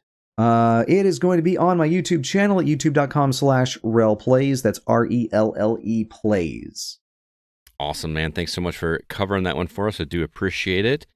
Jacob, you're playing a completely different genre of game Feels like a throwback. They said this is a remaster of this game, and I have literally never heard of it. So this is a new one on me, but the game is called Zool, Redimensioned, Zool. Comes from developer Sumo Digital and was provided to us by the publisher Secret Mode Games. The trailer makes this look like, and I think the way you described it to me when we were texting about it, was a cross between Mega Man and Sonic. Yes, is that sir. still holding true? Okay. Yeah, it's pretty fast paced. It's a platformer. You've got the standard, jumping from platform to platform, obviously, and then you have some platforms that fall and whatnot, and you have to. All the levels are timed, and so you have to get to the end part of it, but there's no definitive way to get to the end, and so you kind of find your way through these levels as fast as possible while fighting enemies and stuff. Yeah. You get a little blast or two, so you're kind of like picking off enemies that are in front of you, trying to clear a path as fast as you can. The original game, it looks like, came out in 92. Oh, wow. And you never played it either? No, I didn't. I was 2. But there's in the settings, you can have the film grain put on to make it look like it's old, and then you can have that removed so that it's all bright, shiny, and reimagined for the consoles and whatever of today's standards. It's a lot of fun. You go through multiple different stages that have different themes, from like toys and disco and fruits and vegetables to desserts. It's crazy. I think the fruits and vegetables my favorite, because you have carrots that jump and shoot other carrots at you, and then you have bananas that are flying through the air with weird faces dropping peas on you. That's cool, because like most games just have like an ice level and a fire level and a water level, whatever. It's actually really confusing, because as you progress through the game, obviously the enemies get harder, but everything in the game re-images itself to the new theme. And so you kind of have to take the first couple of steps into the level and figure out what do the new enemies look like, and what do the traps and all that kind of stuff look like now, because they all change every level. Okay, interesting. Now, I know that when you say Mega Man, that brings up a couple questions. First off, are you like acquiring new abilities, or is it just is the fact that he has a gun, basically the only comparison? Basically the fact that he's just got a gun. Okay. And what about difficulty? Because Mega Man is known for being pretty difficult at times, too. Man, I thought I was blowing through this game. I mean, it's a really short game. I beat the entire game in roughly about an hour. Oh, wow. I mean, you're running through it. I was collecting lives. I thought I was doing really good. And then I got to one boss, and I spent 9 lives on it. And it took me 12 minutes to get through just through the boss. Oh, and wow. I was getting pretty frustrated, but eventually got through it, and then it took me like another maybe 12 minutes or so to get through the rest of the game. And I mean, it was the bosses are very interesting. The boss that I had trouble with, kind of looks like a nutcracker. It was in the toy section, and while you're fighting him, he summons other toys around him, and so you're kind of dodging the new enemies and him and his attacks, and you're just jumping, basically from one side to the other, just trying to stay out of the way of everything that's happening. Okay. But yeah, it's a lot of fun, just running through the levels, and I mean there are secrets and collectibles and all that kind of stuff in the game, and at the end of the level, it doesn't rank you, but it tells you how many items you collected, how many secrets you found, if you died during it, how fast you did it, and then it shows you how fast you should have done it. And one of the levels is 20 seconds, and I did it in, I think it was 1 minute and 30, and I ran through the level again, going, how, like, is there a secret path? Is there something that I missed? Because speedrunners, man. Yeah, I just couldn't see how you would do that level in 20 seconds to get from one side to the other while dodging everything. But I mean, I'm sure there's people who have mastered the game. Right. So you're recommending it? I'm recommending it. It's a quick playthrough, easy achievements, kind of fun, kind of frustrating at some points, but yeah, just a fun little game to jump in, knock out, and say you've done it. Awesome, man. Again, that is Zool Redimensioned. Gotta make sure I say that correctly. It sounds really interesting. I would like to check that one out myself as well. Well, Relle and Jacob, thank you guys so much for taking the time. I appreciate you stopping by. Hope you guys enjoyed the games. Heck I yeah. did. All right. Thank you we'll very catch guys later. Have Bye. a good night. All right, we got a couple new Facebook members, actually just one new Facebook member to welcome to the group, Charlie McMullen. He joined over at facebook.com/groups/the GoCast. We've got an awesome community over there. If you would like to join, please do so. Also, our Discord server is live and thriving. We have a new member over there by the name of Machine261. I think CB is secretly hoping that is a certain stand-up comedian because Yes. that would be... The moment you said, I was like, I know who you're talking about. I know. is that the machine? That would be pretty funny. If you'd like to join the Discord community, we have a server, and the link is in the show notes of this episode. Also, we do have a new iTunes review from a newer listener by the name of Tim Paulin. I've actually met Tim in person up at Midwest Gaming Classic. He is an awesome guy. He said the title of his review is Zelda is overrated. This podcast is not. And the review says, join Scott, CB, Alyssa, and Zack for honest reviews, news, and discussions of life. You won't be disappointed. Yeah, I had to jab at Zelda for fun, and he did a little smiley face. We'll forgive you for spelling Zach's name wrong, but that's okay. Well, I don't forgive you. He's putting words in my mouth. Well, I'm You know glad you what? spelled my name right. So I'll many give you- people spell it wrong. I give you extra points because you dumped on Zelda. I was going to say, I'm going to forgive you because you're not only is Zelda overrated, but every Nintendo franchise is. So makes. Yeah, I makes mean, sense. I You gotta- agree with you, Zach. I agree. You gotta jab when you can. No, Is- they're all great, but they all seem to be impervious to criticism from any website or fan. Oh, like Grand Theft Auto doesn't have that same thing. Well, going on? at least it earns a Or 10. Rockstar, I mean. Yeah, they earn every 10, baby. Anyway, if you would do us a favor, drop us a review. It really does help us get the word out there. We'd really appreciate it. Also, our website is thegamingoutsider.com. There you can find all of our episodes and all of our written content, and we would love it if you do, because we do put a lot of work into that. We should have quite a few reviews coming out this next week, too. I've got quite a list to get to. But let's go ahead now and jump into our From the Outside In topic.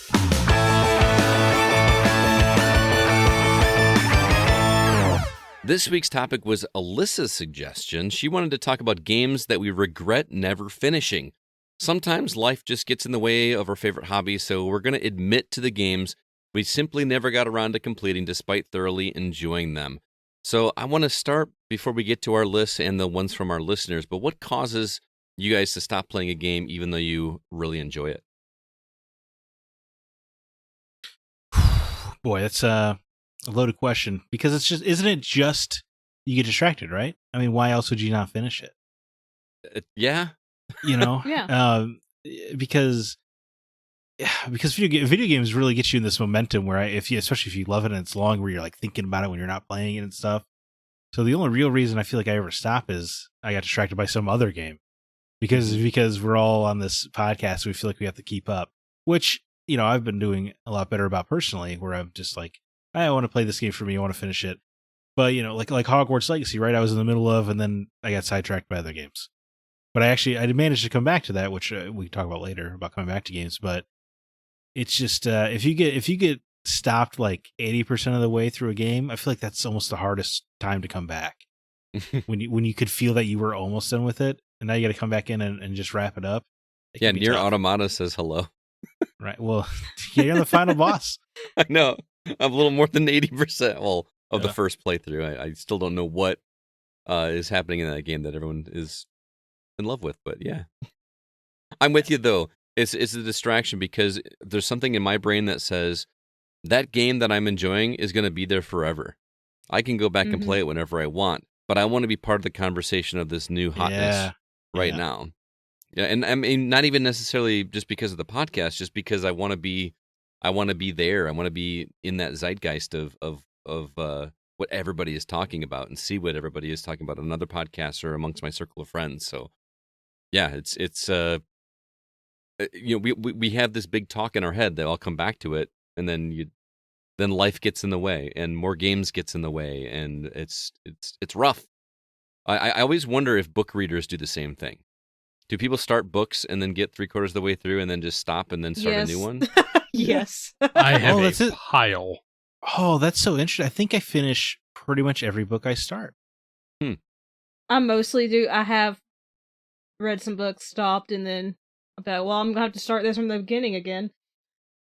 Yeah, Well, I guess conversely, I'll be through middle of a comic run and then be like, oh, I did want to start Green Arrow, and then I'll never get back to that Superman I was reading. or the TV show that you told me you're going to watch. I'm terrible at TV shows. Yeah. Are you talking about Andor? No. What are you talking about? No, what are you talking about? Star Trek Next Gen. Oh yeah, whoa yeah. Yeah, you forgot about loving that show. Man, why did I stop? Yeah, that show was great. Just gonna sit here and dunk on you for that one.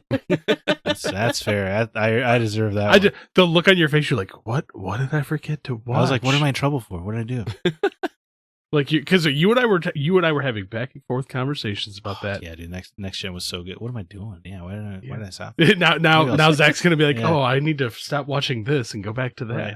I need to start making a list because every week I feel like I add another TV show that I want to go back and watch or You're rewatch. never gonna watch them because you're just gonna go back to How I Met Your Mother. No, I'm not. I'm done rewatching that show. I haven't Burn watched yourself out. a little bit. Fine, Yeah, you're gonna Friends. go back to watching Friends. No, I'm actually going through Scrubs right now. So, and was there 7 seasons of that show? 7 or 8? I don't know. I watched one episode and I hated it. It's not a CB show. I like it though. But You gotta watch Arrested Development. That's the best show. I've seen that one. Couldn't I'm get into going to it. try to do ones that I haven't seen. Like I haven't watched all of Star Trek Next Generation. I haven't watched all of X-Files. You know, some of the ones that we've... We're not X-Files friends so anymore. good. I was about to say we're not friends That's anymore. So good. I haven't seen X-Files either. Oh, this is so good. Oh I'm my god! I'm rewatching it right now. I actually just started rewatching Fringe. Oh, okay, yeah. I've That's never another one I actually didn't seen finish. Fringe. Oh, dude, Fringe was like a modern, like a little bit newer version of X-Files, and then like Yeah, the that's what I 4th heard. season was. Anyway, good video game podcast. Yeah. It's great. CB, do you got anything to add to the reasons why we stopped playing games you like? I don't. Kids? No. I can legitimately think of 2 games that I like that I haven't finished. God of War Ragnarok. Did I say I liked it? You did say you liked it. When? You didn't like that game? I didn't like it as much as the first one. Surprise. No, there's actually only one game that I can think of. Because I've been sitting here thinking about this all It day. was 2 a minute ago. Yeah, I know. Well, first off, one of them you can't ever finish. Haha. Joke's on you. World of Warcraft. No, I hate that game. Let it burn. No. Can't ever finish Galaga. Haha. Oh yeah. Plague Tale. Requiem. Oh, it was so good. Really? I haven't finished I it. gotta play that game. I keep booting up my Xbox. I'm like, oh yeah, I should probably finish this. Oh, God, I should it's so really worth play that it. game. So worth finishing it. The first one was so good. This one is too. The second one that I haven't finished, Dying Light 2. I What's up, wanted to neither- play that neither- one so bad. But I Are couldn't. we Neither jumping have into the our list developers. already? Well, no. It is. But see, for me, I don't necessarily not finish them because I haven't deleted them off my Xbox yet. So for me, like that's the ultimate like this game sucked. It's deleted from the Xbox. I'm not coming back to it. But for the most part, I finish the games that I enjoy. But kids are a problem. They take up a lot of time. And he's got to wait to go to work to do his game time. Yeah, that's why I Yeah. abandoned all of mine.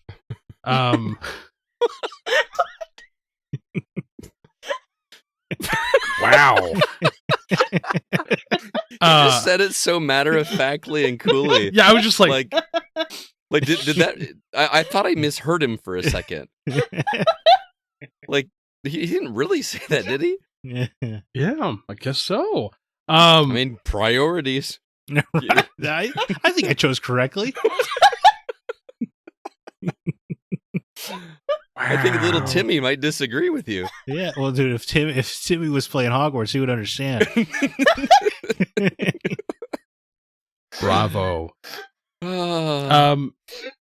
But I see. Here's the thing. I don't have the work problem. Like I'm not like Scott. I don't work a 9 to like 9 to 9 job because he always seems to be at work. Well, yeah, he's always grading papers, or Yeah, I gotta go into work at 4 in the morning. probably making a fraction of what you do while killing himself. But Yeah, we don't have to get into that. Yeah, but you only work you work a very lucky schedule for a gamer. Yeah, so I mean that's not a problem for me. It's I guess kids is like my only problem because my wife doesn't care. Yeah. Poor Scott. Oh boy. So, but see, the problem is like, okay, when I read this question at first, I thought of like how it used to be. It can be. You can go back as far as you want. Well, okay. Remember when you used to rent games, kids? Oh yeah. And you're like, I've only got this game for like 48 hours, and you get real far into it, and then you had to return it. And then you have to decide if you're going to call the store up and say, "Can I renew this game for another 2 nights?" No, actually, we got it on reserve. Somebody else is. Oh yeah, dude, that was the worst. Yeah, it was the worst if you were the other person really wanting to play the game, and some jerk off like decided to keep it. Or when for that small amount of time that you used to be able to rent games from Redbox. Oh man. And then you just accidentally forgot to return it.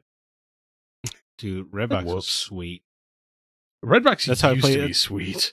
Well, that's how I played the majority of the Call of Duty campaigns. Just go there, rent it for a night, knock it out, and bring it back. It was great. Yep. I did the first Tomb Raider reboot in a weekend. Oh, wow. On a Redbox rental. It was like, I got to play the game for $10. I mean, I guess GameFly still exists. I guess you could still do something similar. For now. Right. Yeah. Netflix is done with the physical ones. I would imagine that GameFly is going to try to do something digital. GameFly still does because they also have turned into a storefront. Yeah. Right. Which was so weird. Mm-hmm.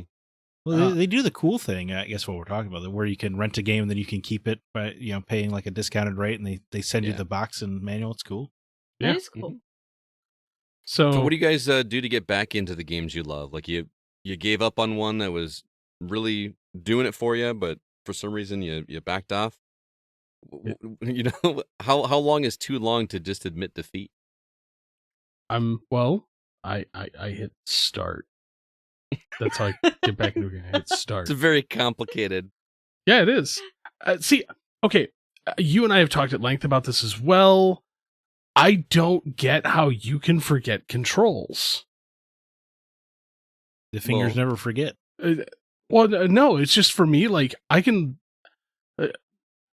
next time you're over, Scott, pull out a game, put it on. If I've played it, I can guarantee I remember the controls. I probably won't. I don't get it. He's not gonna do that. I mean, I'm with you, CB. I also never really forget a control scheme. Even like I can go back. I play a PS2 game right now and know the control scheme to it. However, I don't think everybody's that way. But here's the thing, though. I've watched him be like, "Hey, look, GoldenEye's back." He immediately opens up the menu, switches to the old profile like setting that he used, and just jumps right into the game. Like old profile? You mean like the control scheme? No, like the control scheme, because you're like, oh, I liked to use this one where this button did this and this button did this. Well, that was also a game I played nonstop for like 3 summers in a row. That's all I played. I understand that, but I think you're giving yourself a little bit of a disservice when you're like, it's not so much that I'm not remembering the control schemes as much as I don't remember what to use where. Like Horizon was a great example of a game that had so many complex weapons, and you had to remember which weapons to use where, and the glowy bits. And the ammo distribution, like you had to have certain type of ammo, so I was going to have to experiment all over again. Whereas when I played it originally, I was locked in. I knew exactly what I needed to do, and I don't. That's where like my answer to this question is a lot of times I start over because I know I can get this far. There's still something in my brain that says I'm not going to be able to complete a game, like I'm not going to have the skill to be able to do it. But in my mind, if I just start over, I know I like this game, I'm going to enjoy it. I might as well just go through the experience again and then get caught up to where I was and then be able to pick up that way. Yeah, but But knowing If you it's a- with an open world game, you're going to be like, and I'm just Yeah. going to explore something else and completely forget and be like, you know what? I have new games to do, so I'm just not going to finish this one. And I just need to permanently take a back- break from reviewing games and just play games. I think is what I need to Well, do. Yes. Yes, you do. but the thing is, I think you need to stop like restarting games. Well, Just But jump it- back it- in, go. but if I'm enjoying it, that's all that really matters, right? If I'm having fun, I'm having fun. But you didn't it's finish not- the game. it- You could have the- more fun. But I understand the rolling credits has that satisfaction to it. It really has that satisfaction. But if the game is fun, I'm enjoying that as well. But then you also get to see the story. Mm-hmm. You know, if you finish it, I mean. Yeah. Yeah. So that's worth finishing it. That's I what agree. Is this your way to tell me to just go beat that boss in your Automata? Well, definitely. Yeah. Or like the 50 other games that I know that you've abandoned. Oh, dude, my list. It took me a while to compile Just- my list. I don't even just know if I'm a- going to read it all. Just imagine if these games were little children, you've abandoned them on the side of the road, Scott. Go save Zack's them. face is like, he just doesn't care. He's like, oh, Go those sa- kids well, walk down the road. Even Scott was like, wow, this went dark. Yeah. I wasn't sure where you were going with Go that. save but, the children, Scott. Go save them. You're comparing children to... Okay. All right. I mean, it's the second time on this podcast that that's happened. Yeah. What about you, Alyssa? What do you do to get back into a game you never finished? I'm really bad, but if it's been more than a couple months, that game is not getting touched again. Oh, really? It's just usually by that point, people have either been asking me, "Are you gonna get back in that game?" or they'll be saying, "You're never gonna play that game." And I'm really stubborn, so if anyone's like asking me, "Are you gonna play that game?" I'm like, "Well, now that someone asked me and they're kind of like telling me to play it, I don't want to do it." And then when they say, "You're never gonna play the game again," I get a little sassy. I'm like, you know what? I'm not gonna play that game again. So your way to get back at them is say, yeah, you're right. Pretty much, like yeah. it. Good. No, I like that. Screw them. But also, I'm just like, They have annoyed you into not finishing the game.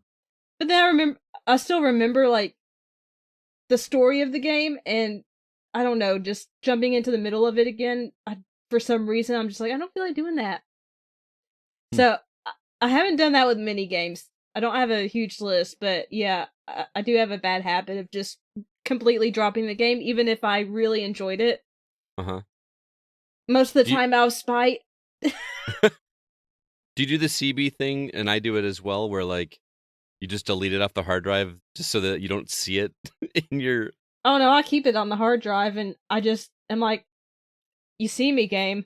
I'm not gonna play you, but you see keep I it on could your- play you. She's punishing the game. You're so bad. I'm never finishing you, and you're not allowed to leave. It's like, I didn't no, know she had this. I liked you, but I'm not gonna start you back up. So you can just sit there and stare. Dang, I didn't know she had this mean streak in her. It just Way to comes stick it out. to the developer. Your game is Yeah. going to stay on my hard drive. I'm like that with a And lot go- of things. So like TV shows, movies, whatever. People say that. I'll be like, you know what? Nope. Just never going Wow. back to it. Or if I do, it's like I decided to go back to it. No Right. one was pressuring me about it. So Hell yeah. All right. Anti-authority. Zach, how about you? Getting back into games is tough. I think for me, more than the controls, is sometimes it is annoying trying to remember all the like systems. You know, like how does this game have crafting? You know, like that Oh, kind of yeah. stuff.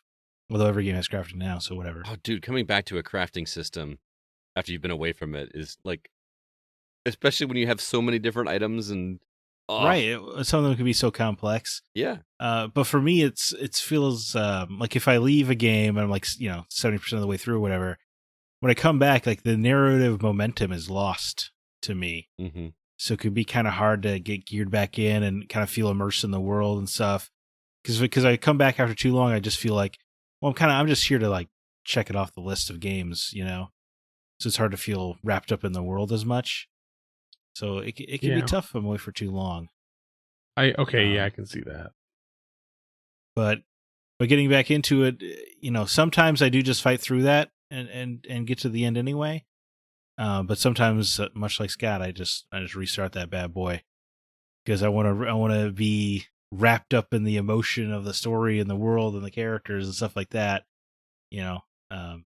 It would be like stopping a season of a TV show at episode 9 and then watching it 6 months later, watching the last episode or whatever. Right. It would feel pretty weird. It wouldn't feel satisfying. Yeah, I used to, like back when Game of Thrones was still airing, I would go back and rewatch last week's episode right before watching the new one, just to get my mindset in place for the story.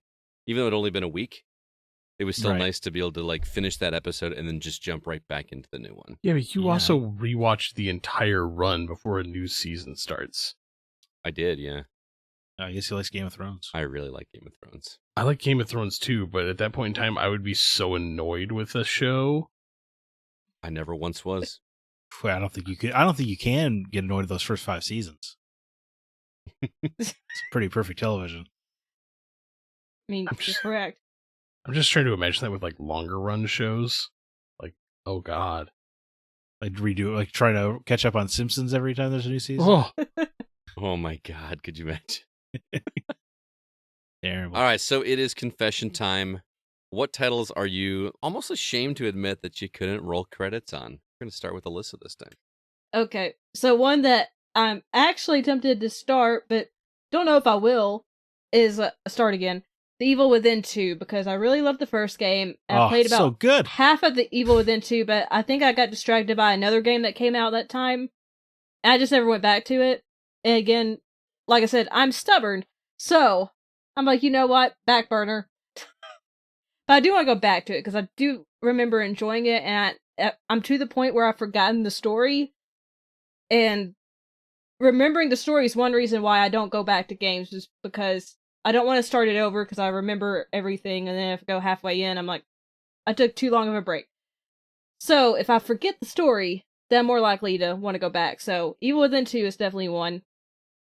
Both of the Ni no Kuni games, for some reason, I've enjoyed both. That's a good one. I didn't have that one on my list, but the first one, I was really digging. Yeah, and I got several hours in, and then I think with both cases, there was another game that came out that I was excited for, dropped them, and just never went back. That's pretty much the story of every game that I'm going to mention. Assassin's Creed Odyssey, I just was too overwhelmed with it. I think I put in maybe 30 hours, and I'm like, you know what, this is too much game. It's not worth finishing. And I just dropped it. you shut your mouth. I like Odyssey. And then my last one is Cutie Booty Delivery Duty. Yes, Because I was actually enjoying it. It was soothing in a weird way. But then I'm like, this is a really long game, and there's something else I want to play. I don't remember what game it was. And trying to think about starting that back up, I'm like, that seems like too big a task right now. I know what game it was for me that got me distracted from finishing that game. Literally any other game. From Death Stranding, you're saying? Yes. I What a jerk. love Death Stranding. Did not So like good. Death Stranding. I did. I mean, granted, I probably didn't get far enough to like really appreciate what the message and theme of that game was that Kojima It was trying to get across. Norman Reedus' ass. Obviously. So, yeah. Is that your whole list, Alyssa? Yeah, that was my list. Oh, I'm sure there's more that I can't remember, but Oh man, mine's embarrassing. Well, you'd have to out yourself on every single game you ever started. Well, no, I mean it's not like completely comprehensive, but like I just kept thinking of more. Like it just kept happening. So, CB, what about you? How we already told us your list. Well, okay, hang on. I told you the pretty much, Mhm. but there are games that I haven't finished that I'm embarrassed I haven't finished, Okay. but it's probably going to piss some people off. Okay. That's Resident Evil 4 remake. the new one? I mean I haven't either. I got bored. Oh, you didn't like it. Yeah, see, that's the problem. Is for me, it's not so much because you specifically said games that we enjoyed it didn't finish. For Mhm. me, I have a laundry list of games that I didn't finish because I got bored. Got bored with Resident Evil. Wow. I threw up in my I mouth. didn't like it the first time around. Well, yeah. If you didn't like the first time, then Yeah, why wouldn't you like the best Resident Evil game? You know, Oh, you shut up. 2 is so much better. Atomic Heart. I do love that the Great War of Resident Evil is between 4 and 2, and either way, Leon wins. That is true. excuse me, Leon Scott Kennedy. You're absolutely correct. I apologize, Leon Scott Kennedy, aide to the president. I also like to call him Leon Snack Kennedy. Wow. I mean, he is. I think- he is. I think the problem is he's less of a snack and he's more of the whole damn meal. Oh. Okay, I thought I was thirsty, but I love you guys so much. I mean, you're not wrong. Atomic Heart. Yeah, Atomic Heart. I like the first 45 minutes of that. That was the problem. I dropped that game as well. Yeah, I loved that game until it got into the actual game, and then I'm like, Yeah. that was me. I'm like, you know what? I'm bored. and I loved the concept. I loved the idea behind it, but I was just bored. Like, Yeah. problem Yeah. is once I hit a certain vending machine, I'm like, well, Yeah, that was me. this as is the well. highlight of the game, and now I'm bored. Can't play this in front of anybody ever again. Oh, I still would. Jokes on all three of you. I never even started it. That's the best part. You can without paying anything Yeah. extra. Just go play the first 45 minutes. Or and you then- could just YouTube the first 45 minutes, and there you go. Yeah. I do want to meet this vending machine. Yeah, you do. You actually. Okay, really Oh, wanna yeah. dude, meet that vending machine is right up your alley. Like, that's all I cared about anymore. I'm just like, this vending machine, I don't want to leave it. It's too good. Marry this vending machine. Time to piss off Kevin. Uh-oh. Which Sonic game? Sonic Frontiers. I haven't. Yeah, that's on my list too. So good, guys. I got bored. I did get Well, bored. at I least just got surely distracted. you've had to have at least beaten the best of the franchise, Shadow the Hedgehog, right? No. That was a joke almost exclusively for I Kevin. know. Although I got Alyssa it. laughed as well. Bad Yeah, I know, drink but in I- my mouth, and I was afraid I'd I It's had not to. good. Yeah. I haven't finished Plague Tale Requiem yet. I'm surprised Zach hasn't started that one. Yeah, I don't know. Yeah, Yeah. you gotta find the right time, I guess. Yeah. I got two mas. One is because my team abandoned me.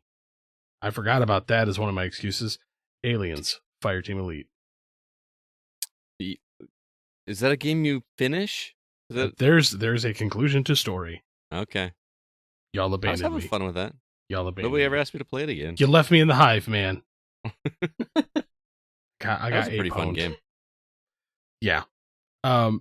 Now here comes the one that hurts. And I didn't bring this up earlier. I have yet to finish Tunic. That surprises me. You loved that game. You wouldn't Still- stop well, talking still about love that that game. game. I still have both the game and the demo version installed on my Xbox. Maybe that's why you can't finish it. You can't say goodbye. I legitimately can't. It's just like I still never watched the final episode of Justified because I couldn't say goodbye. Well, it's going back. I know. So now I can watch it and be like, ooh, more Timothy Oliphant. Just added Oh, yeah. another one to my list. Oh, just for so. You've never watched Justified? I watched the first season. So Oh, I- haven't dude, to me, watched that it is like some of either. the greatest television out there because, damn. Oh yeah. Well, all right. I think Zach's up. sure. Yeah, I'm sure there's a bunch of games I haven't finished, but when I was thinking of ones that I actually feel like a deep shame for, 4 came to mind. Okay. First would be KOTOR 2, which I've never actually What? beaten. Wow. I've gotten like 90% of the way, probably several times. But that original like Xbox version of it, I'm sure you know it's infamously unfinished. Mm-hmm. But the end is so like rush and of lesser quality than the rest of the game. It's kind of lost It's- interest. It's hard to keep your momentum there, which is why it was so exciting when Aspire Media said they were doing the KOTOR 2 port to Switch, because they also said they were going to add the restored content as DLC, and they never did that. Although any of their tweets now, it's pretty funny. It's just it's like 17,000 people going like, "Hey, where's that DLC?" Growth mindset, man. It hasn't happened yet. I mean, it was. I think they announced it for spring 2021. Hey. Okay, they're Yet. just 2 years Something like behind. that. Yeah, they'll get there eventually. So yeah, never beaten that. Never beaten or Fallout New Vegas, Oh. which is distressing. I don't know why. That's okay, because to me that's a game that like you don't need to finish. You can just keep palling around. Yeah, which is fair, but I feel like I only played like 20 or 30 hours of it, which is not a lot for Fallout. But I also don't know why, because it was like Fallout 3, but with better storytelling. Mhm.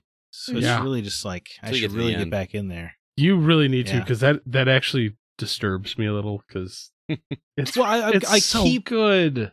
part of the back of my mind is like that seems like such an obvious game for Xbox to remaster. Yeah. Clean Yeah, that it up, does. like Fallout 3 and New Vegas. Just make a little remaster of the those games. Put it on Game two-pack Pass, for $70. or just that'd be a on better Game deal Pass. though if it was 2 games for $70, unless they're $70 for each. I don't even need it to be substantial. I'm just I don't even need it to look better. Just clean up all the, because the game was definitely glitchy, way glitchier than Fallout 3 was. Mm-hmm. But that was part of its charm. just clean it up a little bit, But maybe if I find the time, I'll finally boot it up on Game Pass one of these days. But then I've never beaten Dark Souls 3, Wow. which is disgusting. Which means I've never played the DLC either.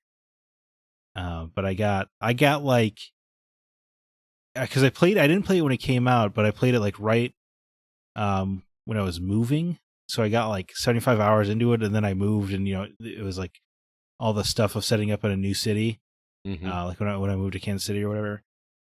So it just lost the momentum, and that is a very difficult game to just jump back into if you haven't played it for months. I believe it. So I got to replay it, but the problem is, in order to replay it, it's 70-hour commitment. Right.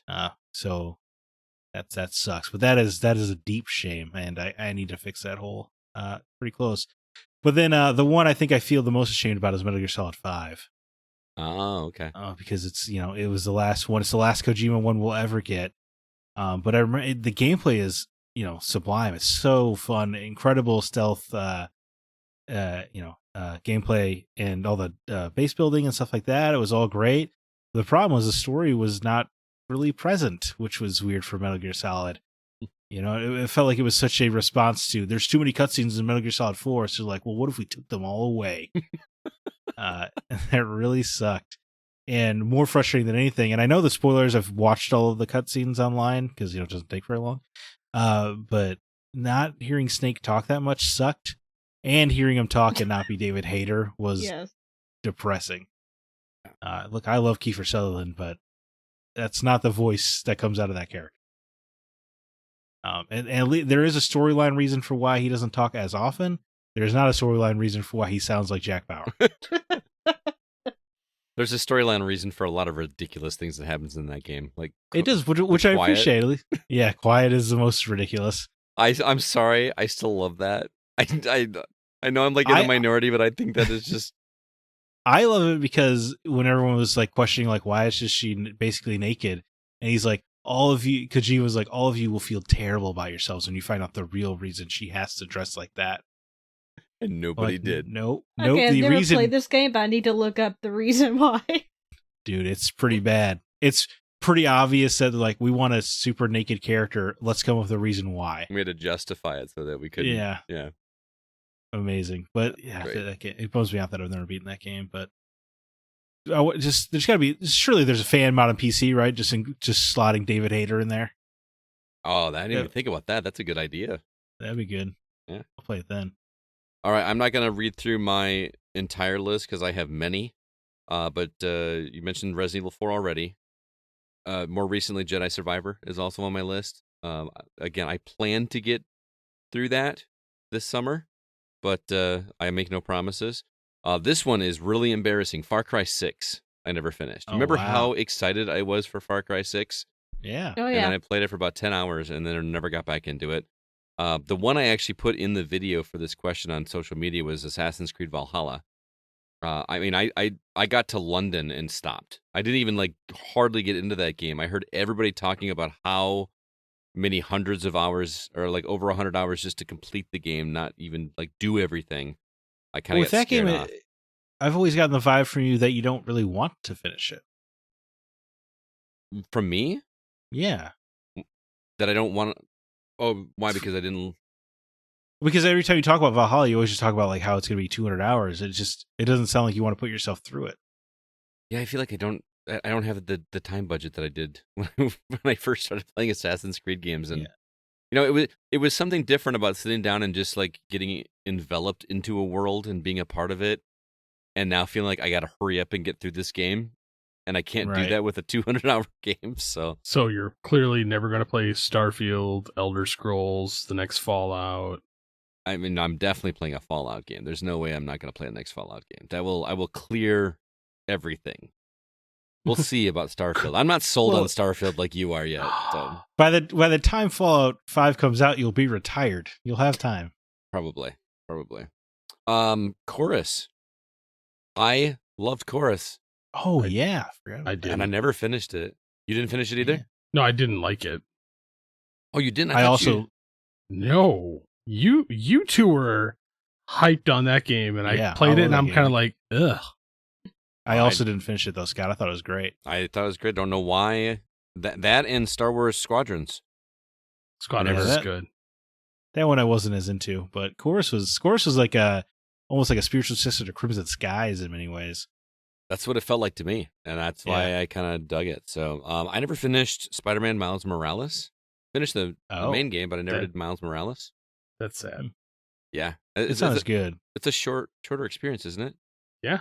Yeah. A 6 or 8 hour story. Yeah, I would probably. say, 6 Do they like hours. retrain you how to play?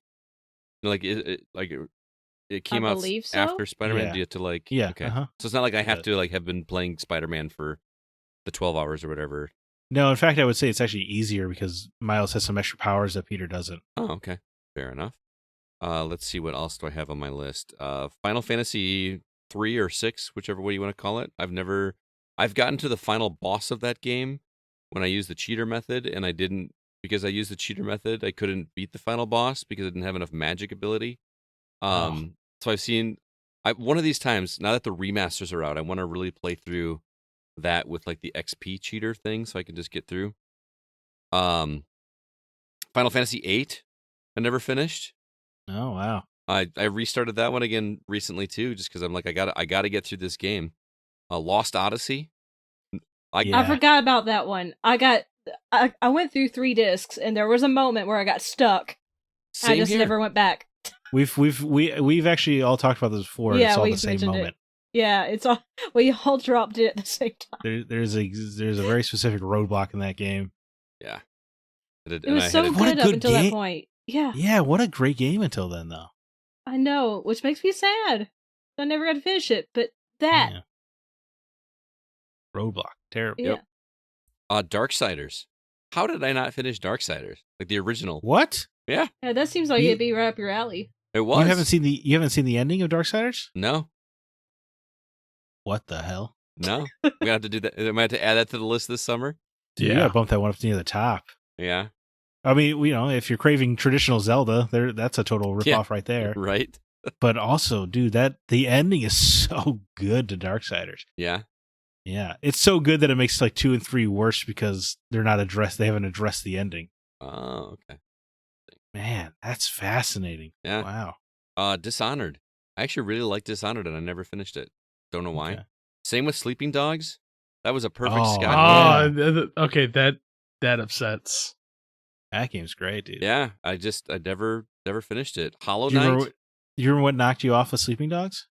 I didn't get very far. I just remember I was really digging it and then just distracted. I mean, I was late to the party with that one, to be fair. I got it like when it was like really cheap at some point.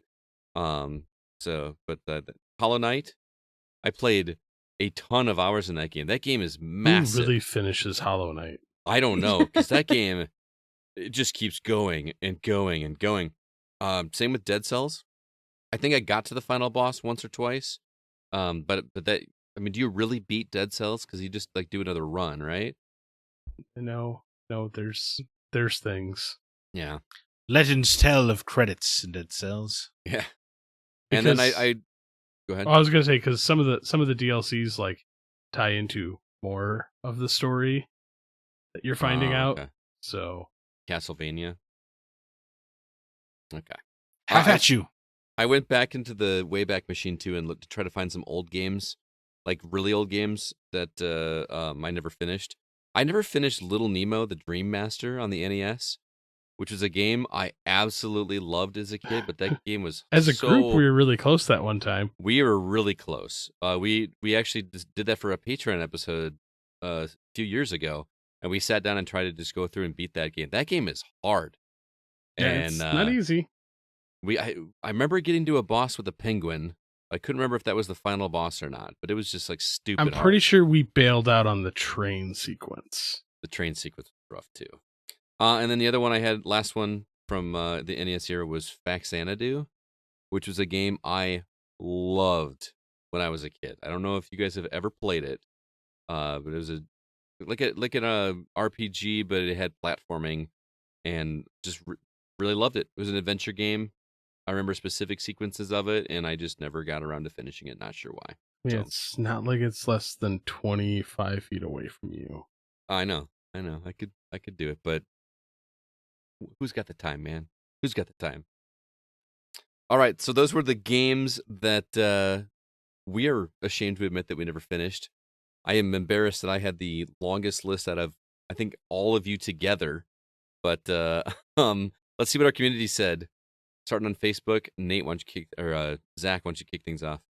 Sure. Nate Tremetsky writes in, I started Sonic 2 but never finished it because I never wanted to play it anyway. Ooh. Nate is Kevin's good buddy. I think know. That was, yeah. But it's like All right, shots fired. Nate can go to hell. I approve of this message. Yeah. Kyle Boggs. I'm pretty sure I pumped hundreds of hours into Oblivion and Skyrim and never finished the main story in either. Yeah, I kept that one for my list because I knew Kyle's comment was going to be on here. I barely started Oblivion. By the time I got to it, it felt very dated after playing some of the newer Bethesda games. But yeah, Skyrim, I don't even think I've come close to rolling credits on that game. I don't Well, even I know. Did you? I did. Yeah, Actually. roll credits on both. I did. It not. is possible. I didn't, but I didn't want to. You didn't like Skyrim? No, it was okay. I wasn't overly thrilled with the ending. I mean, I wasn't thrilled with the main story of the game anyway. Like, I just wanted to just go be in the world and see what factions I was in and explore. I mean, that's kind of what Bethesda does best. Mhm. Just Right. go do things. Elder Scrolls has an unfortunate problem where it's never going to be as good as Morrowind, so it's kind of, Yeah. it's kind of like, why do you keep trying? played Morrowind. Skyrim had moments, but Yeah, but Morrowind is chef's kiss. Like story-wise or gameplay-wise? So yeah, the atmosphere, the world, that corner of the Elder Scrolls universe is just so good. It's really enrapturing. All right. Alyssa, you want to read the next one? Sean Coates writes, Horizon Zero Dawn and God of War 2018. I'm honestly not sure why I haven't finished them. In the case of Horizon, it's been so long since I've played it, I'd have to start from scratch since I don't remember the intricacies of the combat mechanics. God of War must have lost my attention somewhere along the way. Unfortunately, at the moment, my PS4 is busted and I don't have a PS5, so I can't resume either game for the foreseeable future. I did finish Wait. both of those, shockingly enough. I did as well, although I never played either of I never even started either of their sequels. I don't know That's what that says. interesting to me, too. Horizon Zero Dawn. Activate thingy, shoot glowy bits. Win. I was gonna say use tether gun, shoot robot, win. That's why I was like, every time Scott's like, I can't remember how to play Horizon, I'm like, shoot the glowy bits. That's all you why gotta every time do. I hear Yeah. people talk about how they love Horizon's combat, I'm like, what? What are you talking about? Yeah, shoot the glowy bits. It's not fun at all. Yeah, I And like there's so much of it. Horizon Zero Dawn, the story was phenomenal. The combat, shoot glowy bits, run away, shoot glowy I bits. didn't like the story either, so Horizon really didn't have much going on for me. I think you should God look of up War. and see what they do I like with the this- story and the sequel, just because I think you would appreciate it. Of Horizon, No, I Yeah, don't think he will. No, not the ending. I'm talking about like the setup. Okay. No, That was a great setup. I don't think he will. I do. No, I do okay. really want to play Ragnarok, but I've heard that the pacing problems for 2018 continue, but for a longer game. Oh yeah, that's Yeah. It's not great. Just give me my head. That's all I want to do. I just want to sit there and listen to him talk. Dude, I've been saying that every morning. Just give me my head so I get on with my adventure. Brandon Smith writes and says, I've started Skyrim at least 3 times and have never got farther in the main story than climbing up the mountains for a second shout ability. So he agrees with Kyle on that one. But he goes on to say, also, when I was a kid, I used to play the crap out of the original Ninja Gaiden on the NES, and I managed to get to the final boss at least a dozen times, but could never figure out how to beat him. You got a lot further than I did, Brandon. I think I got past the second or third boss, and that game is tough. I'm not good at Ninja Gaiden. We got one more over on Facebook. Zach? Would this be Jesper or Jesper? Jesper, Jesper. I assume. Hasselholm. I never finished Red Dead Redemption 2. Stopped playing when a certain moment in the story happened. Sounds You suck. familiar. Well, fix that. It's worth it. I'm wondering I'll which tell you. moment in the story it is. It's a, I was- well, is it the moment that starts 60 hours in or 100 hours in? Well, yeah, you're like it's so nice to see a game that's that fun that long, you know. Alyssa, why don't you take the next 2? Okay. Over on Discord, Brendan Lloyd writes, I haven't finished Grand Theft Auto 5 or Red Dead Redemption 2. Yeah. Come on. And Paul Hine also continues saying, oh man, my list is so long. Ever since kids, I think I finished like 2 games. You're really selling me on that, Paul. First off, Red Dead Redemption 2 was a good story.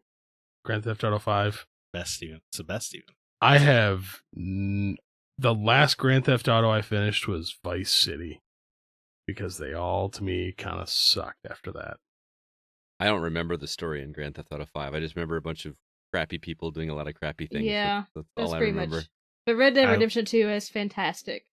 I love the story of Grand Theft Auto 5. I thought it was great. The problem is, Grand Theft Auto 5 to me has the ultimate ADHD moment. Give me a code, I'm never going to play the story again. Infinite ammo and tanks, I just shoot things. Yeah. No, I like playing the story. I like getting wrapped into the world of these characters and their stories, etc. Although Grand Theft Auto 5 is where, or 4, I'm sorry, is where it peaked. Nico Bellic, that's my guy. All right, well, that's things. Mark Szymanski writes in, Breath of the Wild. I'm a fan of the Zelda series and I love my Switch. I have the fondest memories for the NES game. Yes. I really want to like Breath of the Wild. It just doesn't click with me. And because it's such a giant game, I can say about 98% certainty. Wow. I'm having you a got brain it. fade there. That I will never finish it because it's such a popular game. I feel like there is something wrong with me. Don't worry about it, because now that I've played Tears of the Kingdom, I will openly tell you, yeah, Breath of the Wild was missing things. It felt like chunks of the game were not there. I mean, I liked it at the time. Didn't like how it ended, but I am enamored with Tears of the Kingdom. So, maybe give it a shot, man. You might be surprised. I mean, I'll be direct and say that the formula feels very similar to Breath of the Wild. So if you straight up just don't like the formula of Breath of the Wild, you might not like it, but there is enough different here that makes it feel really special. So I will say that. All right, Tim. Wait, did I skip you, Alyssa? No. I've already read some. All right. It's you. Tim Thane writes, embarrassingly, I have never beaten Super Mario World. To be fair, I never owned it as a kid, nor an SNES. I only got to play at my cousin's house, and I was the forever player too. I did buy Mario World on my DS and played a little on Nintendo Switch Online, but still have never beaten one of the best Mario games ever.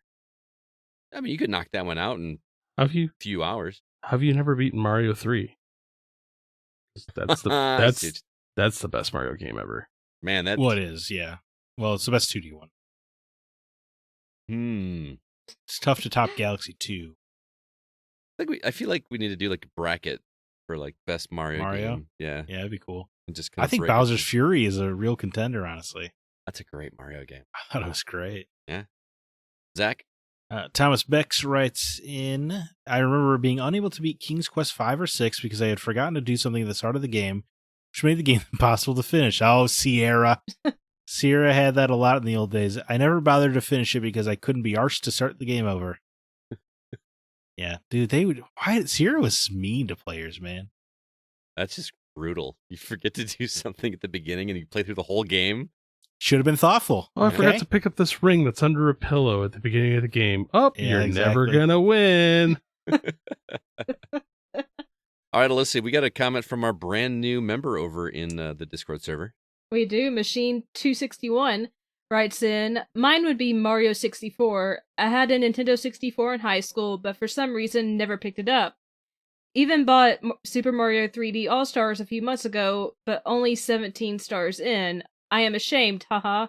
Another would definitely be Grand Theft Auto Vice City. Love that game, but couldn't beat the racing mission for the heist. Huh. Interesting. I feel like if you didn't play 64 back in the day, it would be hard to get into now. You know, as opposed to the other Mario 3D games that are available out there. I don't know if he still controls very well. Yeah, you're It right. would just be a graphics issue. Yeah.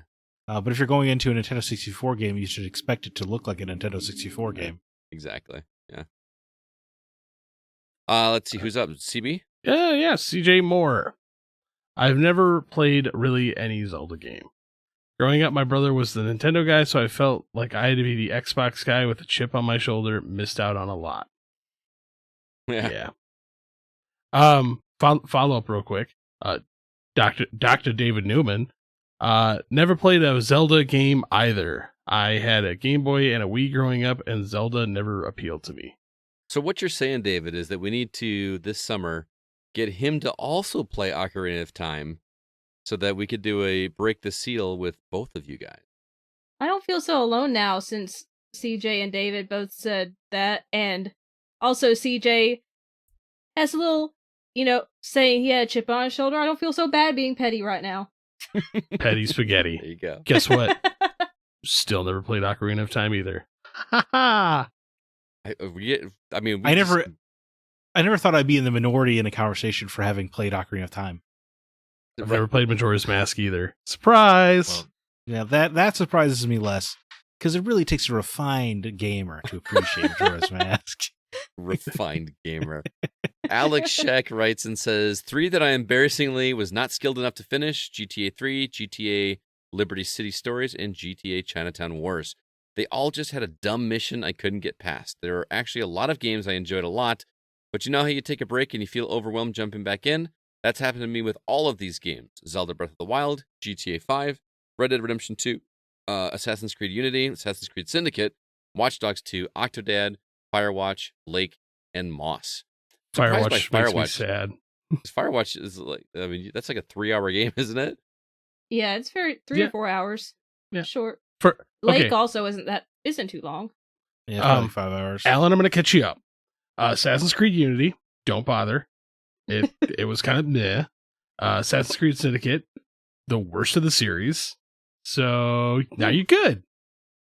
Breath of the Wild, not worth beating because the ending is poor. Breath of the Wild 5 has one of the coolest endings I've seen in a long time because it has like 6 different ways it can go. Red Dead Redemption 2 is obviously the greatest game ever made. Whoa, Watch Dogs slow 2, your roll there, son. Watch Dogs 2, not worth finishing. Octodad, I think you got all you needed out of Octodad. And then, Firewatch and Lake, you can knock those out easy. Moss, you're going to whip out your VR headset again? I don't think so. You're going to have to write that one off. It's never going to happen. So basically, you're recommending Red Dead Redemption 2, Grand Theft Auto 5, Firewatch, and Lake. Yeah, I think, you know what? Just finish Breath of the Wild. You can do that too. No, what am I saying? No. Just play Tears of the Kingdom, right? Yeah. There's no... Yeah, Move on, forget that. It's just play up until the final boss fight, and then pretend that the cutscene at the beginning of Tears of the Kingdom is just a continuance. Yeah, I was going to say, sadly, it kind of feels like the way people talk about Tears of the Kingdom is like you could just skip Breath of the Wild. Like that game doesn't even need to exist now. I mean, I will not confirm nor deny these allegations. That's kind of crazy. All right, we got 2 more. You know what? Tim Paulin. I didn't finish Control. How dare you still speak to me? Or Assassin's Creed Valhalla. Control because I got frustrated fighting Salvador. Valhalla because it's just too daunting to try mainlining the story. Like, pirates are greater than Vikings. Control, man. It's very good. Damn. There are some fights that can be frustrating to control, though. That's true. I get it. SJ? Yeah, Yeah. But they're worth getting through. yeah. Plus, who doesn't want to be part of the Remedy gaming universe? Dude, I really want Control too. That's coming. I can't in the imagine. works. Well, no, it didn't sell very well, did it? They announced it's coming. Yeah. Oh, they did? It's, Okay. it's announced that it's Remember coming.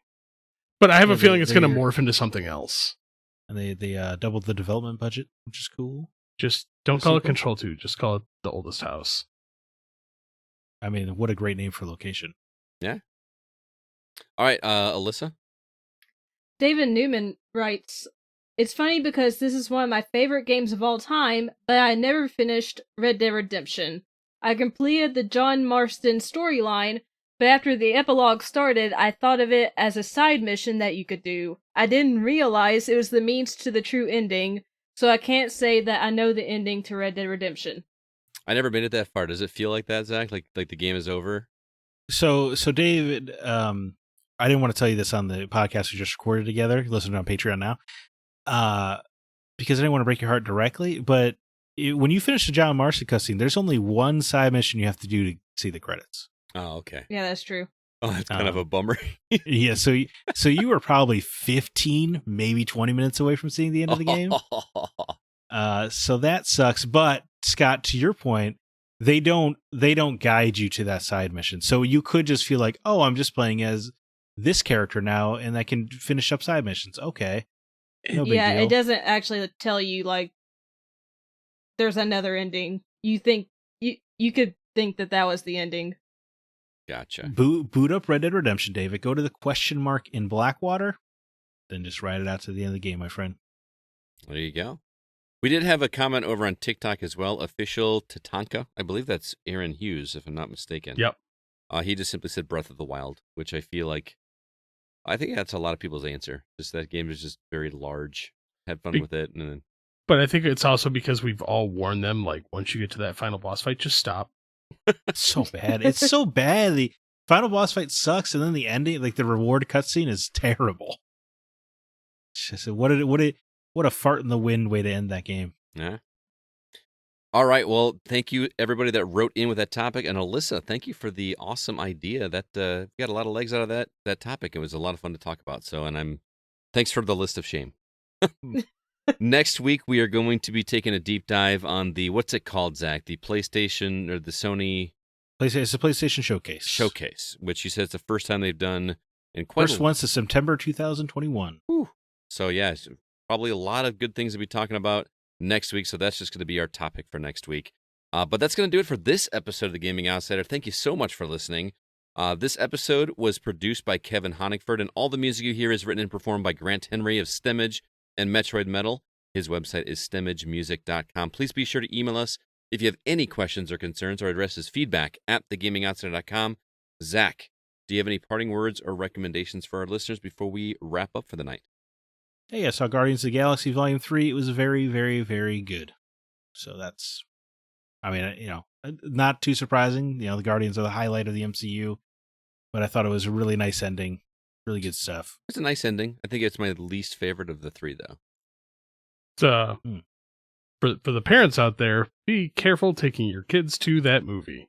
It is shockingly dark, that's for sure. It There's felt like a- it should have been an R-rated movie. There's a wild amount of animal abuse. Yeah. Oh, no. It was a great reminder of what PG-13 was supposed to be.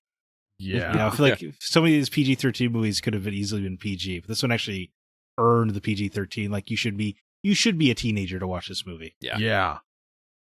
Yep. I agree. I enjoyed it well. Alyssa, how about you?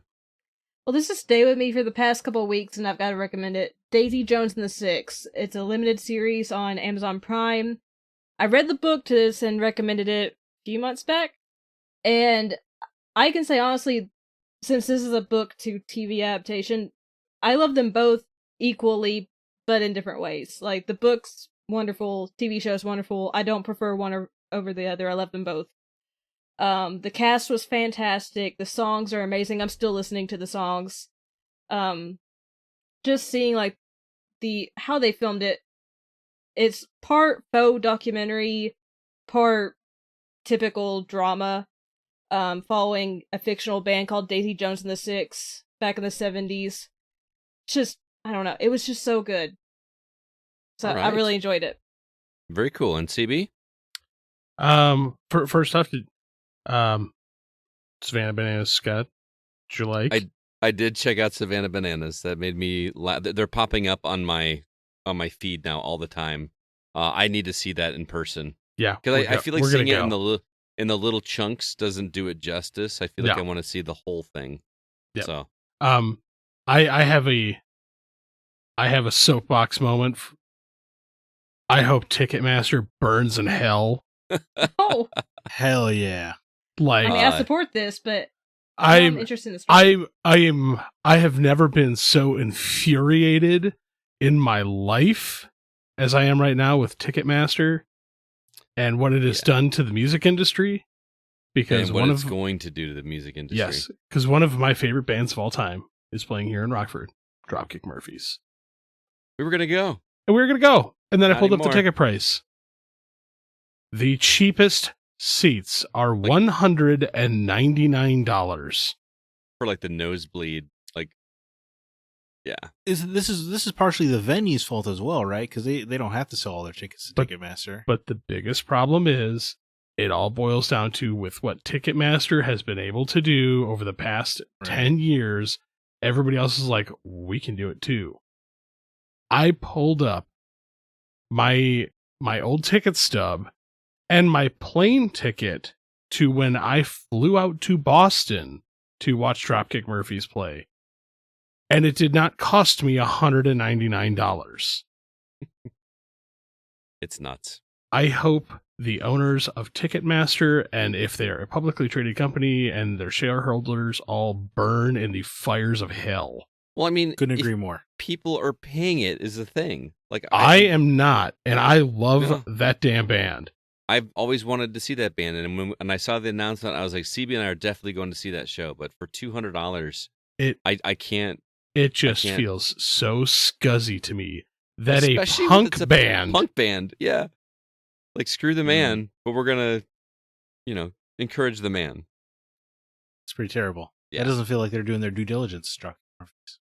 Yeah, and their new album is like Woody Guthrie, like down with like all this like crap, and I'm just like, I'm so mad. Scott, you're right. People are paying it, but they don't have to be charging it.